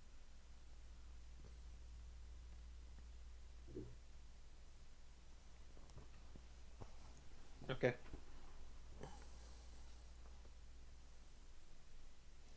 And second Weavile is going to attack you, Sergey. All right. I assume a 10 misses. Yeah. I assume a 14 misses. Both miss. Poison is poisonous. Thank you, Adam. Alright, Sergey, you are safe. That is their turn. Harold, roll me a death save. I will get this with advantage, actually, because of silvery barbs. Interesting. If you get a nat 20, you are immediately back up. Oh my gosh! That hurts. I have no words. Okay. It's like even worse than just getting below 10. Yeah. Well, you have one pass.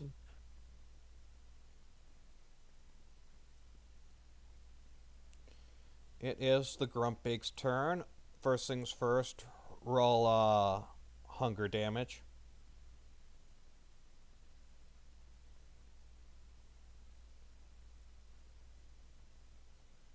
Nice. Wow. He's dead. Well, I ask if you did lethal damage, but this is Renial. It's Renial. Besides, hunger's still up. He would end up starting to fail those death saves. So yeah, just started the turn that Grumpig succumbs to the hunger. And the whatever the heck is there is probably going to eat his soul for all of eternity. Gosh. Reniel, it is your turn. And as a prequel, you are muted. Yeah, Quill, if you're saying something, we can't hear you. Uh-oh. How long have I been muted? Quite a while. Bruh. Okay, so Renewal's back on the material plane now. He's going to go right here. He's going to grab hold of Herald, and he's going to cast Thunderstep, Quicken Spelled.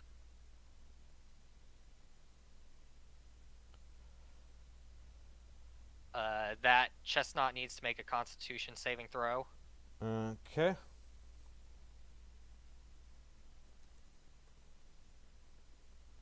So tell us, was the hunger of Hadar lethal then? Yes. Everything Renewal does here is lethal if it's not on if it's not friendly on a friend like it was on Eugene. Okay, 14, I assume, is a con save that fails. Yep. Okay, let's see here. 3d10.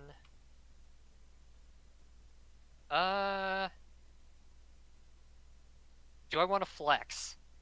Flex. I don't think you do, to be honest. Yeah, I'll just take he takes 22 thunder damage. Okay. And Renewal's specifically going to put Harold behind the tree trunk. Oh my gosh. No one say anything.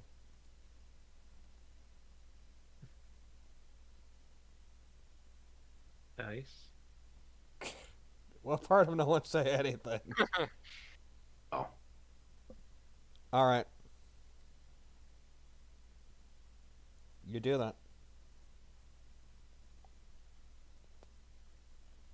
Does it cause an avalanche?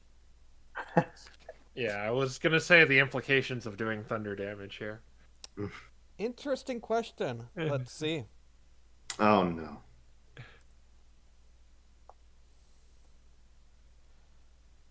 You're lucky. It does not cause an avalanche. Well, that's not lucky. I wanted it to fall down on the Weavile.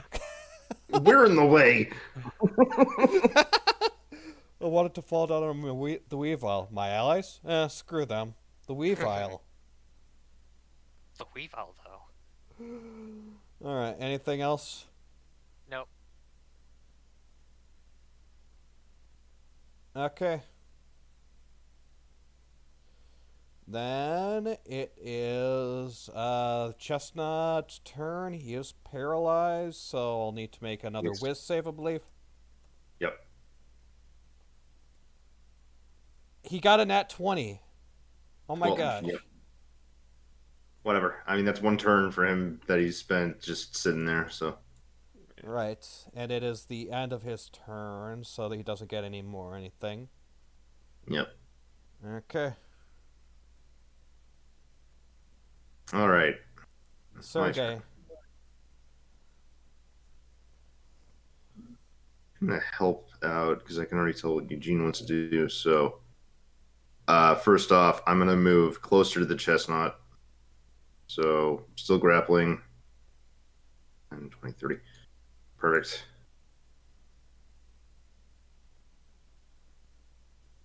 Eugene will be able to sneak attack either of these guys. And yeah, I'll just keep making swings with this crystal blade. So first to the Weavile and then another on the chestnut. All right.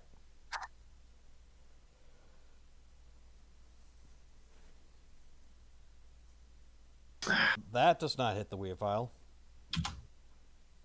That Oh does my not hit the gosh. chestnut. Ice, your luck is back. He gets tons of bad luck and then gets a crit out of nowhere.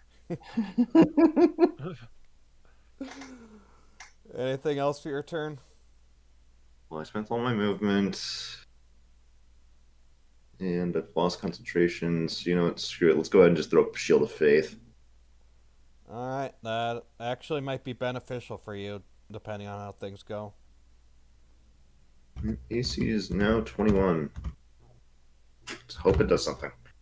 Alright, Eugene, it is your turn. Alright, I'm going to use my last spell slot for Zephyr Strike. Of course. Yes. As a quick question, I'm trying to remember. We have flanking rules here, or Oh, right. No. You do have flanking rolls. Yeah, I was gonna do that, but I'm gonna be like stuck there with not much HP. So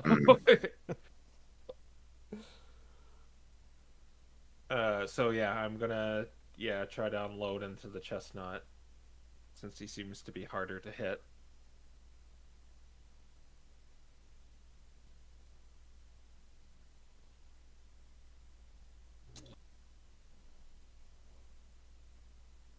This is plus 10. Oh my Thanks. freaking gosh! The nat 20s are flying this episode. Okay, 2d8 plus 5 is the bow's damage. The Zephyr Strike will do an additional d8 of the same type of damage, which would be piercing. And then I'm going to favorite foe him, using my last favorite foe. 2d4. Wow. And then I'm going to super sneak attack him. Watch all the ones appear, guys. Shush! Don't. No. Well, okay. Yeah, that's pretty meaty. 25. Nice. So that's 33, 44, 59. Did you attack with lethal intent? No, just to knock him down. Okay, well, he is out. Okay. And I'm going to try and keep. Okay, yeah, Zephyr Strike was a bonus action. So I'm going to hide. Not hide, but take cover behind a tree. Okay.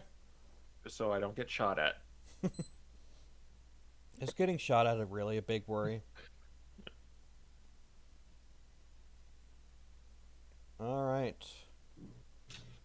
Nice one. It is the Weavile's turn. Let's see.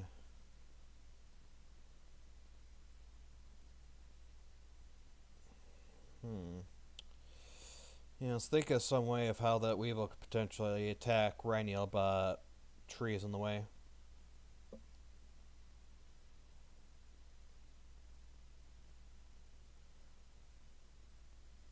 Let's see. This Weevil is going to use its bonus action to dash to give itself advantage. And its ally advantage.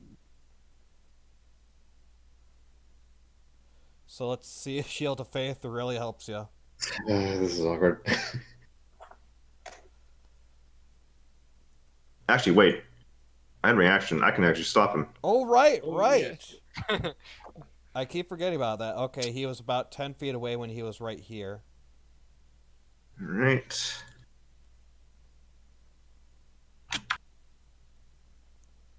Man, that helper thing is really going well for you. Mm-hmm. Unless you nat 1. Oh, 19. No, okay, that hits. Okay. Roll your damage. Actually, the other one.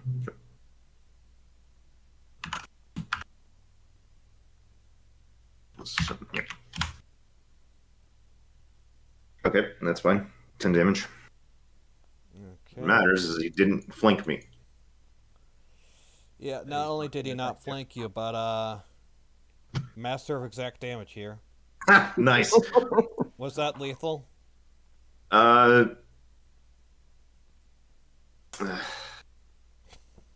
seeing that Eugene hasn't killed. No. The fact that you consider that. Okay. Look, man, I was not happy with this bandits. I like that Reniel's still concentrating on Hunger of Hadar when he doesn't need to. He's just chewing that bandit down to nothing. Jeez. Okay. Then, seeing that his friend is down, That Weavile is gonna attempt to escape you, Eugene, or Sergey. Sergey. Isn't he grappled? Yeah, He he's is. going to attempt to Yeah. escape the grapple, with what I mean. Ah.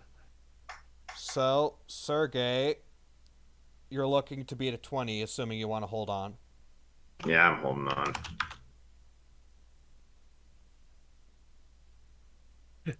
$23. Okay. Second. Okay, so I know you can grapple twice with multi-attack. Can you attempt to escape a grapple twice? No. No. No, didn't think so.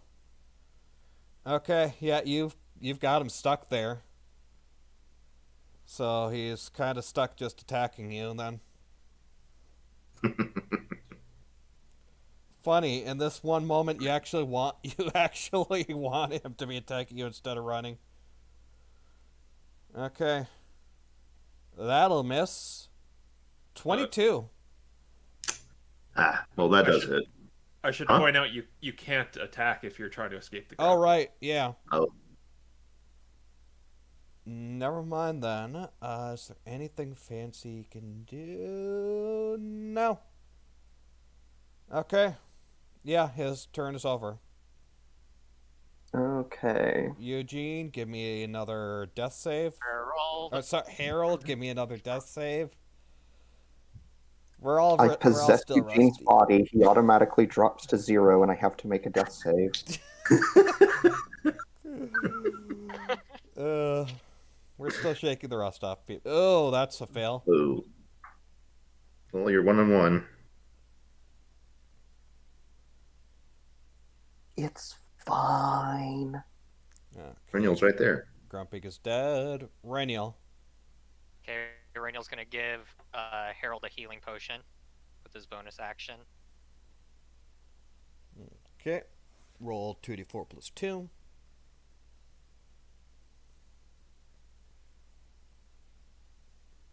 Five.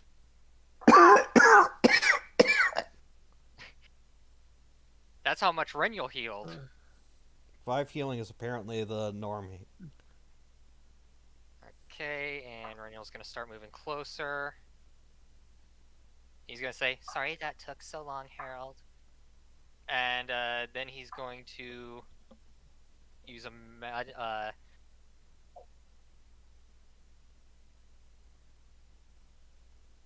yeah, he's gonna use a magic missile. Okay. Fire your magic missile. All right, I keep forgetting it. Okay, so 1 is 3, 4, 5, 6. Okay. How high level are you doing? It's level 6 from the star thing. Robe of Stars. Okay. Oh wait, no, it's a 5th level. So level 1 is 3, level 2 is 4, level 3 is 5. Wait. Someone that can do math, please help. Quill I versus don't math. remember enough about how the Robe of Stars works. Hold on. It's a 5th level. It's magic missile at 5th level.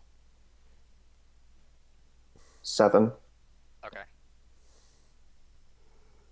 F this one Weavile in particular.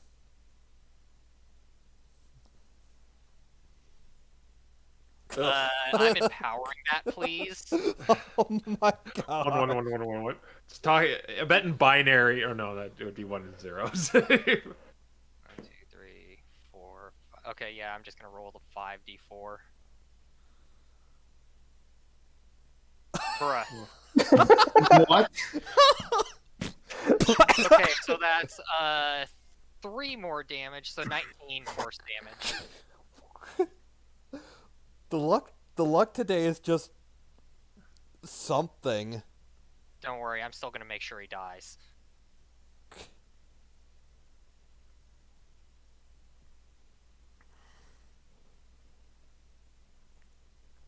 Okay.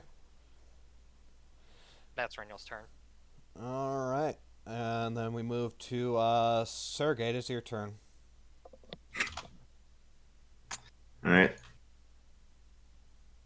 guess since he's still grappled, and at this point, we'll just make regular halberd swings on him. Yeah, yep.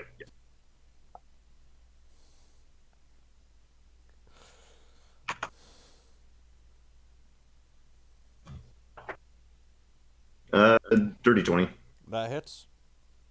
I saw the 20 for a second. I was like, I was about to freak out. Same. Okay. Yep. That is 15 damage. Okay. First Nice. one. And then we'll just keep going. Okay, I assume that hits. Yes. 7 again. Wait, no.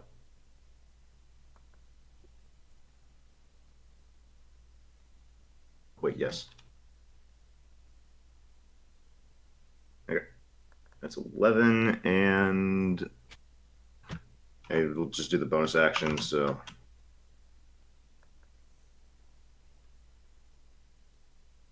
Bye. I don't think that hits. No, it does not. Well, I do not get to bonk him on the head with the butt of the weapon. It's fine. Alrighty. It would have been funny, though, if that had been it, and that would have brought him down. You No, what two- am I saying? I would have done enough. All right, I'm gonna pull out my sword. I'm going to run at him, and I'm gonna say, "Who sent you? This was clearly coordinated. Your friends are down. If you run, we can get you. If I don't hit you with an arrow, he'll shoot you with his magic. You saw what he did. What? Who do you work for?"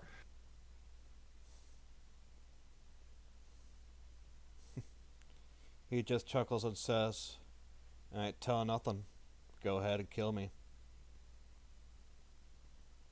Oh, okay. Well, I think you will tell us something, and I look over to Reniel. Perennial nods knowingly. Yeah. And I'm just going to I'm going to just go right here.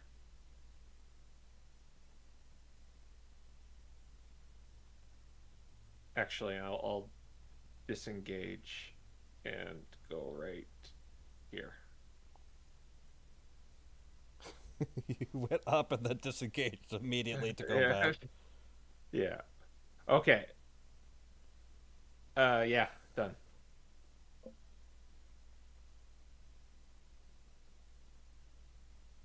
Oh, that's your turn? Yep, that's my turn. Okay. Then, yeah, he's gonna try and escape once again. You know what's funny is even if he manages to get out of the grapple, Yeah, pole arm. Yeah. I'm well aware. He isn't. You're looking to beat a 19.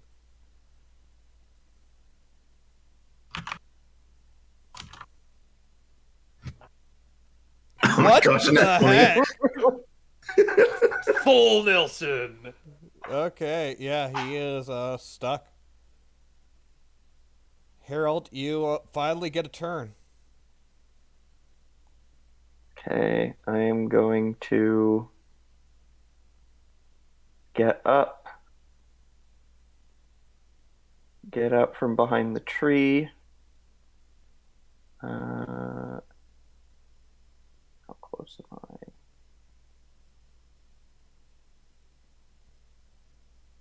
Yeah, I'm not going to be able to hex from here, but I am going to at least try to knock him out with Eldritch Blast. Alrighty.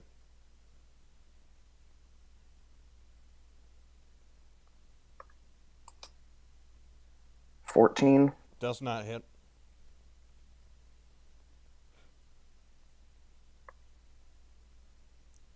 $15. Does hit. So what? Guess what his AC is, kids?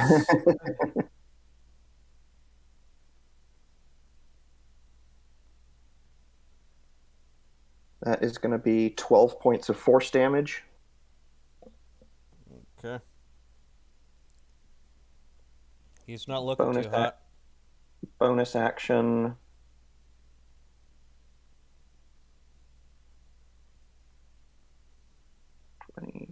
Kawartha is going to slowly start making her way towards him.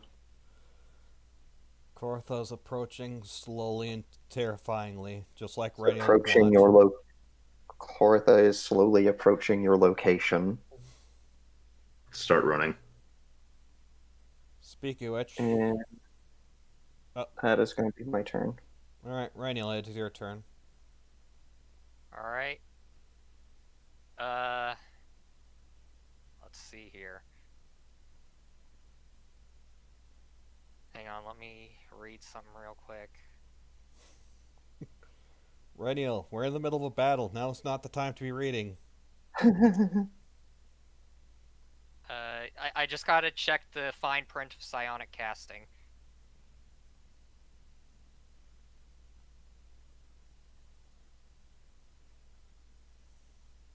Alright, I can do that apparently. Okay, so Brynjol's too far away to do what he's gonna try to do, so he's going to dash to get up to this guy's to get up like right next to this guy.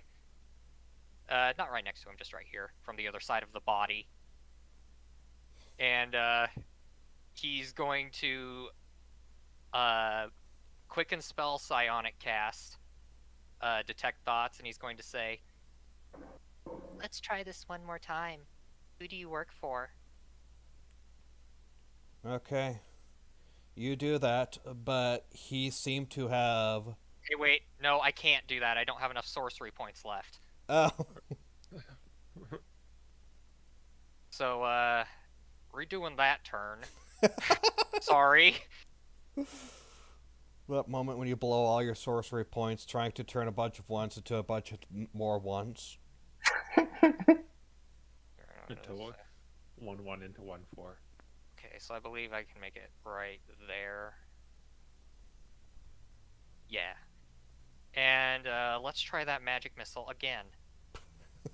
If it's just a bunch more ones, I swear. Well, I think it's gonna take him out either way, but... Is it lethal? Let's see just how overkill it is. Of course. 7d4 plus 7. 23. Yeah, was that lethal? See, who do I want to humiliate more? Oh no! You know what? can't. I'm going to send one of the ones into this guy. So he's dead. He's like super dead. And the rest into this guy. These two guys are just KO'd. Okay.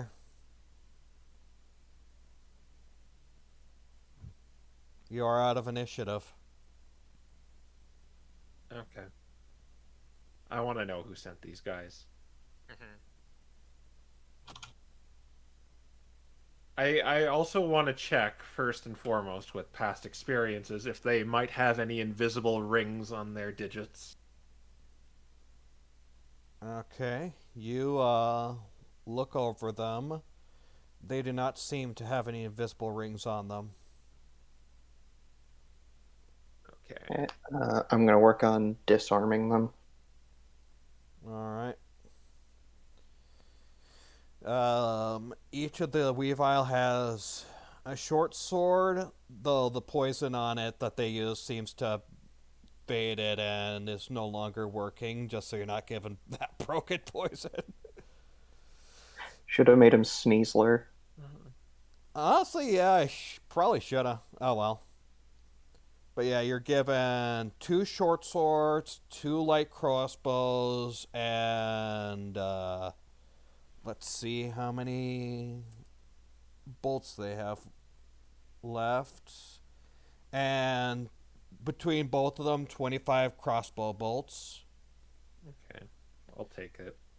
From the chestnut, you're given a +1 greatsword,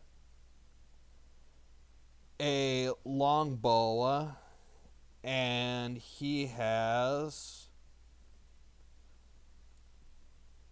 15 arrows on him.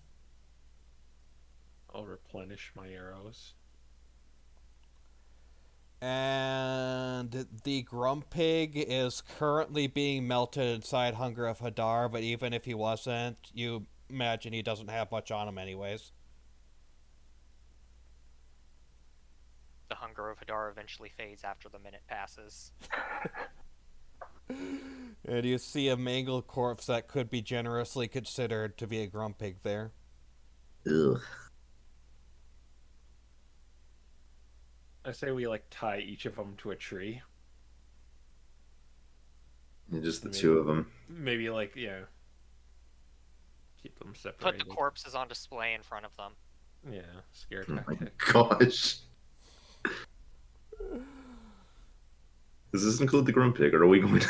Yes. Let's bring down the Grumpig. Oh my gosh!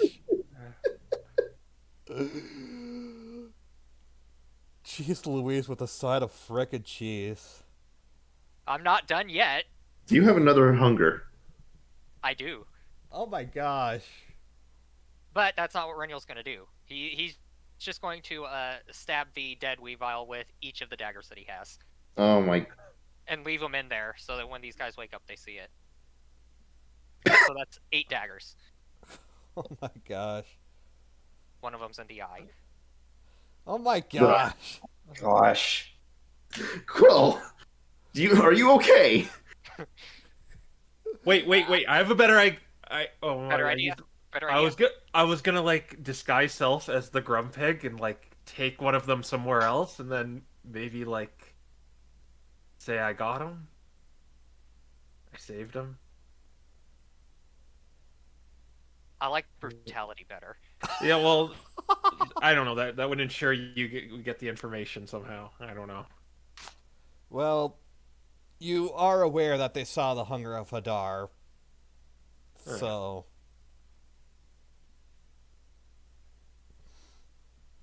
Well, okay, let's just do it this way. Tie him to the tree, and then we'll detect thoughts. That old thing. So we'll tie him there and there. Perennial's doing theatrics. You know what? Sergio is going to join in the theatrics, and that he's Oh just my probably going to... gosh. He's going to sit on the sideline just sharpening his halberd. Oh my god.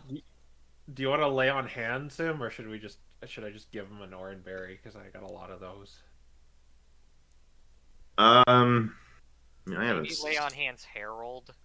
Yeah, honestly. If we got so many oranberries, we can just go through those, because they're what? Just 1 HP each? Yeah. Yeah. Yeah, they're... They're you're not dead anymore buttons. Yeah, in that case, I'll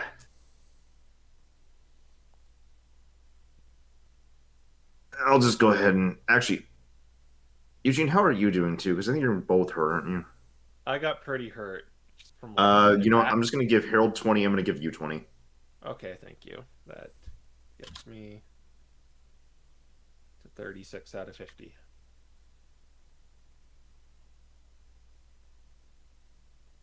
And Harold, you are getting... Okay. Okay. So yeah, I checked this guy too. I like disarm any like invisible knickknacks if he has like gloves of thievery to try and escape or something, making sure he doesn't have anything like Yeah, that. on his, you don't find anything invisible like on his claws or his whatever the heck Chestnut has, or anything like that. All right. And they are And I fully guess- disarmed. I'll slip it. So once he's tied up, I'll slip it to this guy first. Very- Hold on, before you do that, I'm going to minor illusion and cast a shrub over the Grumpig. My freaking gosh, you Wait, people. oh my gosh. Yeah, that's for that. I'll probably just be over here. Okay. Now I slip him the Oranberry. 1 HP. Okay, he is there with 1 HP. He sits Okay. there chuckling and says, guess I've been beat. Oh well. Well, let's try this again. Now that we're out of the pitch of battle. Who sent you? Detect thoughts, psionically. You don't have any sorcery points. No, I had 3 left. I needed 4 to do what I was trying to do. Oh. Okay.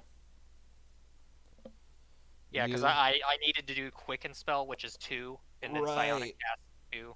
So Right. Okay.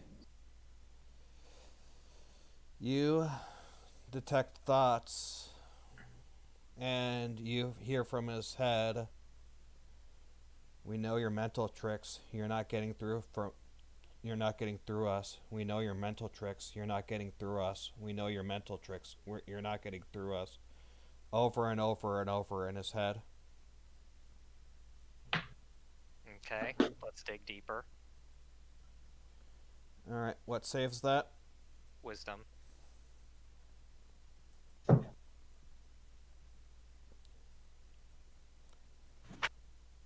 He passed.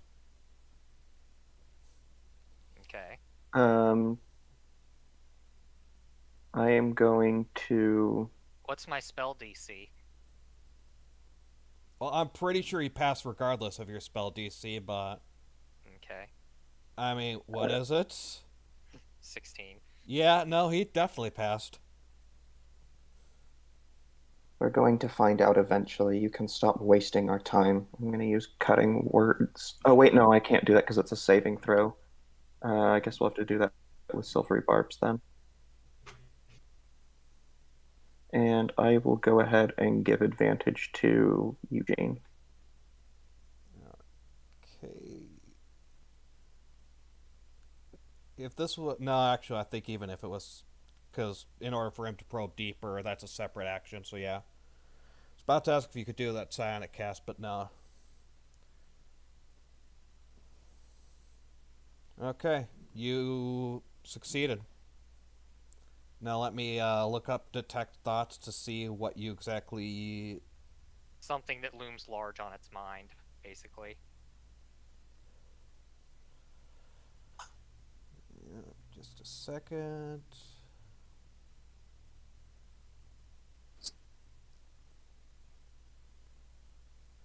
Alright.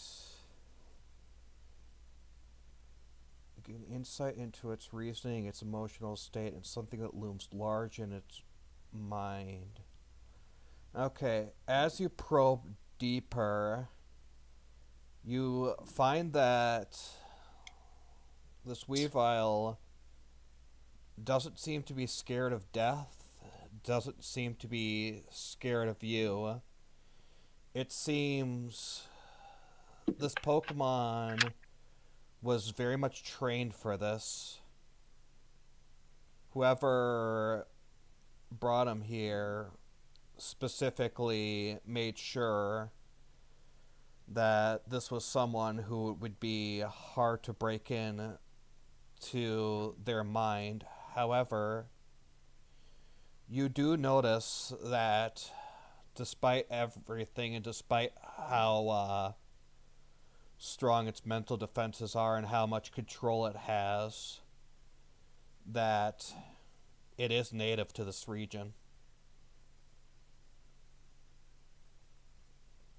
And you do notice that it was like that this Weavile was trained at the guild.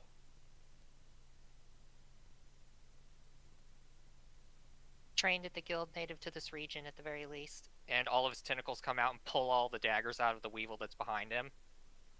And he walks up to the Weavile and he just unceremoniously slits its throat and stabs it with every single one of the daggers. Oh my gosh. Oh my gosh. The Weavile is dead. Going a little too far, don't you think? Never far enough. Okay, maybe tone it. You're at like a 15. Maybe go down to 10. Even 11 would be a little... I will consider it. I'm going to... Okay, let's see if we can corroborate something here.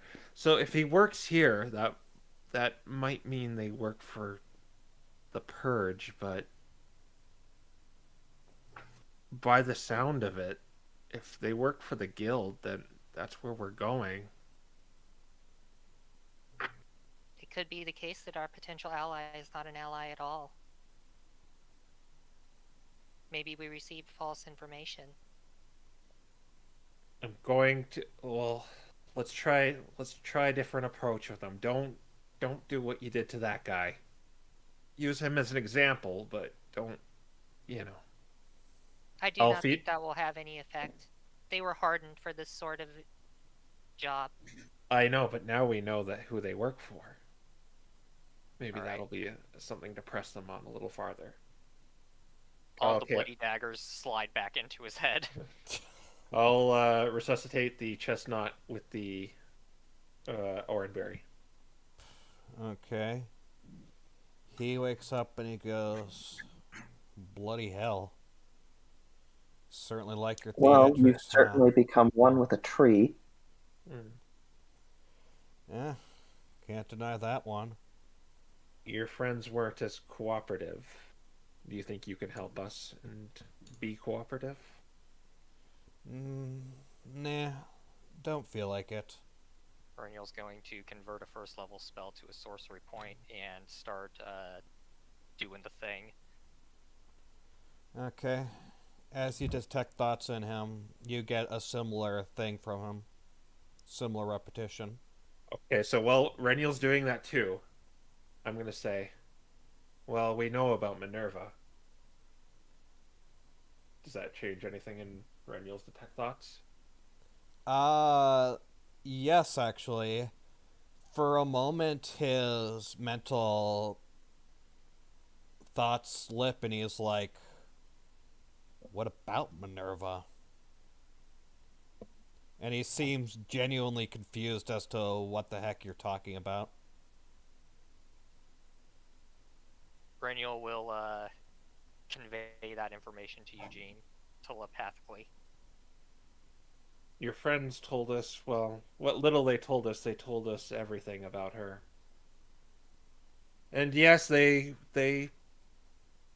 deceived my friend over here and he wasn't able to read their thoughts, but they eventually cracked and told us. So my goal here is to kind of try and wear down his mental defenses. Okay. While this is going on, Renniel's going to be converting spell slots so that he can do another psionic cast if he needs to. You have been doing a lot of converting this episode. It's a useful thing to do. I suppose, yeah. But yeah, you continue to read his thoughts, and he continues to mentally seem confused, but though outwardly, roll me insight, Eugene. All right.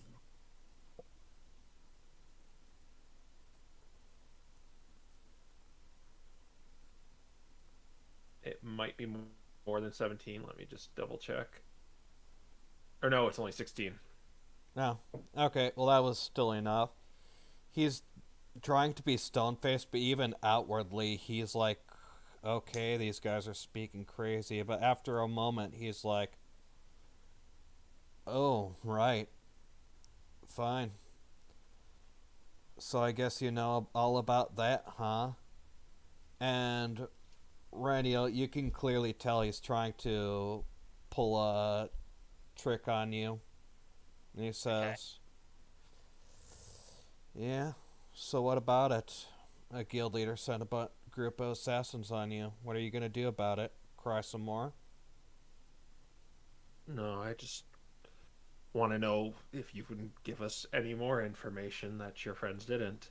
We know you're prepared to die for it, but it was worth checking. And I don't like killing people, I really don't. But The bodies over there could tell me otherwise. Oh, yeah, I that know. was me. That was Reniel. And I try to show mercy, and I don't like when Reniel does that, but you know, he has to do what he has to do sometimes, and I have to compromise for him. Since he compromises for me. So are you willing to compromise for us? That's the question.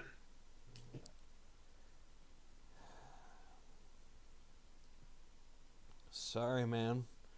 You ain't got nothing. You ain't got nothing more out of me than that you haven't already learned from the rest of the guys. Though Reniel, as he says this, he is making a very conscious effort not to focus on his actual employers. You imagine if you're able to break into his mind and probe deeper this time and are successful, you're pretty sure you can get exactly who he is working for out of him. Alright, let's do it. Alright, int save from this guy, I believe. Whiz save. Whiz save. Well, he's bad at those, but he did get that nat 20 with the... With person. Yeah, with the whole person, so... We'll see how bad he is or not bad he is this time. He got 3. Yay! I love invading people's mental spaces. Okay. Not even safe in your mind. So, Reniel, you get from probing deeper, you definitely get a lot of confusion as to why you guys are so hard focused on Minerva, but beyond that, he seems to be taking this up as an opportunity, and specifically in his head, he is looking for an opportunity to throw your scent away from the purge and onto putting suspicious onto Minerva.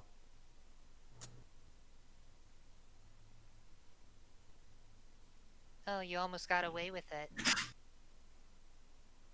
What's up? Brynja will tell him telepathically. Okay.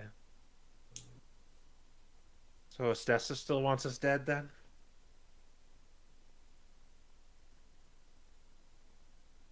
He says, don't know nobody by that name. Okay. Reniel, actually, don't kill him. He wants to die, right? Reniel eyes Eugene out of the corner of his eye and tells him telepathically. He knows too much. No, I just thought leaving him alive would be kind of a worse fate. Stranded somewhere. Perhaps, but I do not like leaving loose ends.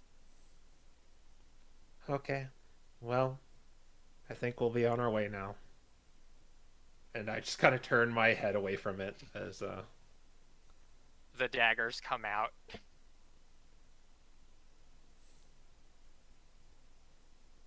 Oh, darn it, I had a one-liner too.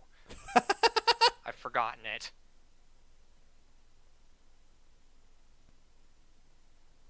I guess I'll just say, Looks like it's your blood, not mine. and he's dead now. A little unceremonious, but okay. Alright. All 4 of them are dead. Their blood staining the snow red. Well, except for the Grumpigs, I don't even know if there would be blood after Hunger of Hadar. There's just bones left. Yeah. The tentacles Maybe- tore off the flesh. maybe get them off the side of the road.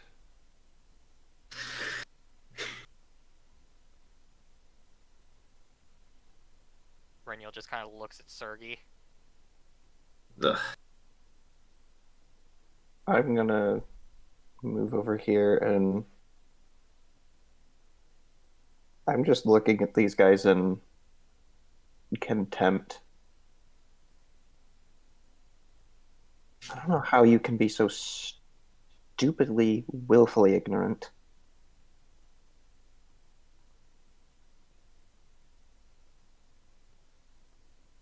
What did they say? Ignorance is bliss.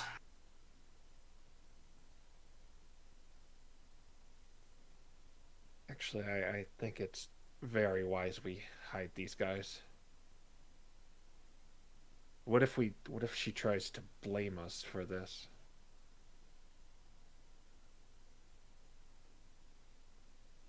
She does not have much more time to. She Yeah. will be like them soon enough.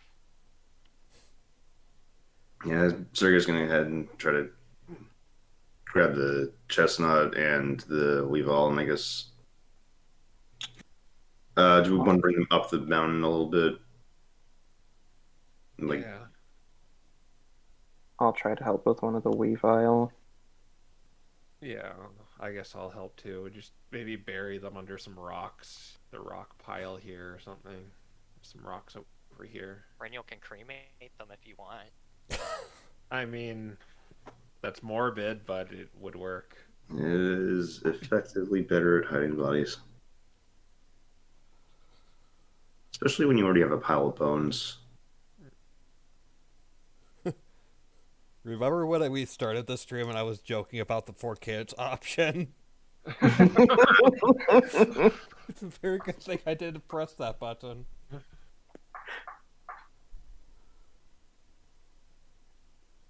So yeah, do we want to actually cremate the bodies?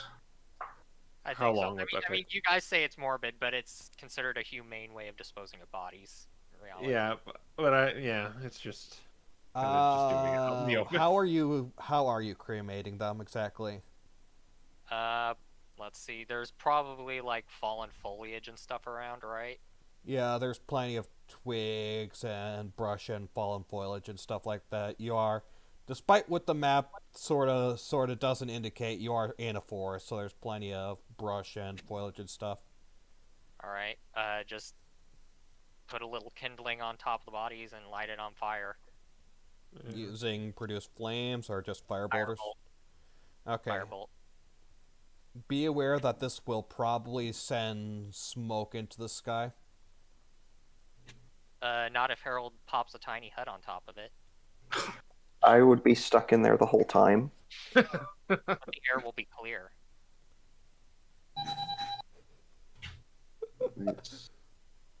I mean, if we keep it You know what? contained, I have another idea. Reniel can just Hunger of Hadar on top of them and leave just the bones. we could like put them off the side of the road, like off the path, and yeah, leave the bones there, and then bury them under the snow. Yeah, I have a shovel too, so I can. Unless you do want to just hunger Hadar, so there's a bunch of bones just there. Yeah, that's part of the plan. Okay, so you're gonna drag them all together, hunger Fadara, all their flesh off, and then bury the bones? Yep. Alright. Then, yeah, I'll say it'll take about 10 minutes in total, but you can do that. Okay. Okay. Alright, so yeah, you gather the bones together, you you gather the bodies together, hunger Hadar their flesh off, and you bury the bones off the beaten path. Hopefully some dog Pokemon doesn't come over and,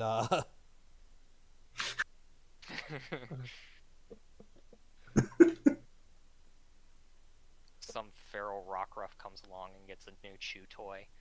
oh my I Gosh. I don't think these guys will be the only ones after us. More I think than likely even not. I think if I bet CILS is going to send some of these after us too. To be fair, we do have a massive bounty on our head, so to speak. Just, I guess, be aware if we run into any eccentric figures on the roadside again.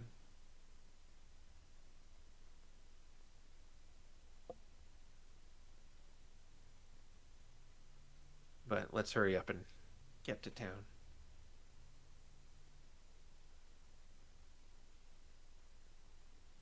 And now we go. And there we go! Alright, so yeah. You guys, with the bodies left behind you, you guys continue on your way, and soon enough you begin making your way towards Snowsea. You see the frozen, sort of crystalline coast of the sea ahead of you. You see a giant lookout platform that you're used to seeing that you're used to seeing. Eugene, there we are. Great, we gotta snipe the bokoblin off of it before he alerts the entire camp. No, you know that this isn't used to watch out for any intruders or anything. This platform is mostly just a place for people to look at the forest. A lot visitors and even some of the townsfolk will climb up to that viewing platform and use to look at the icicle forest. And you see that old familiar town. It's a very small town. Stone huts, sort of a homely place, but small. And as you reach Snowsea, I think that is where we will end it off. Okay. Okay. Roleplay session. I did not expect you guys to I did not expect that encounter to take so long. So I am an absolute liar, I guess, due to nat ones. Holes all over the place today. Yeah, it rolls all over the place today. But, alrighty. We will see you all next time for them to finally get their plan underway. See you all then. Bye. Bye. See ya. Bye, everyone. Goodbye.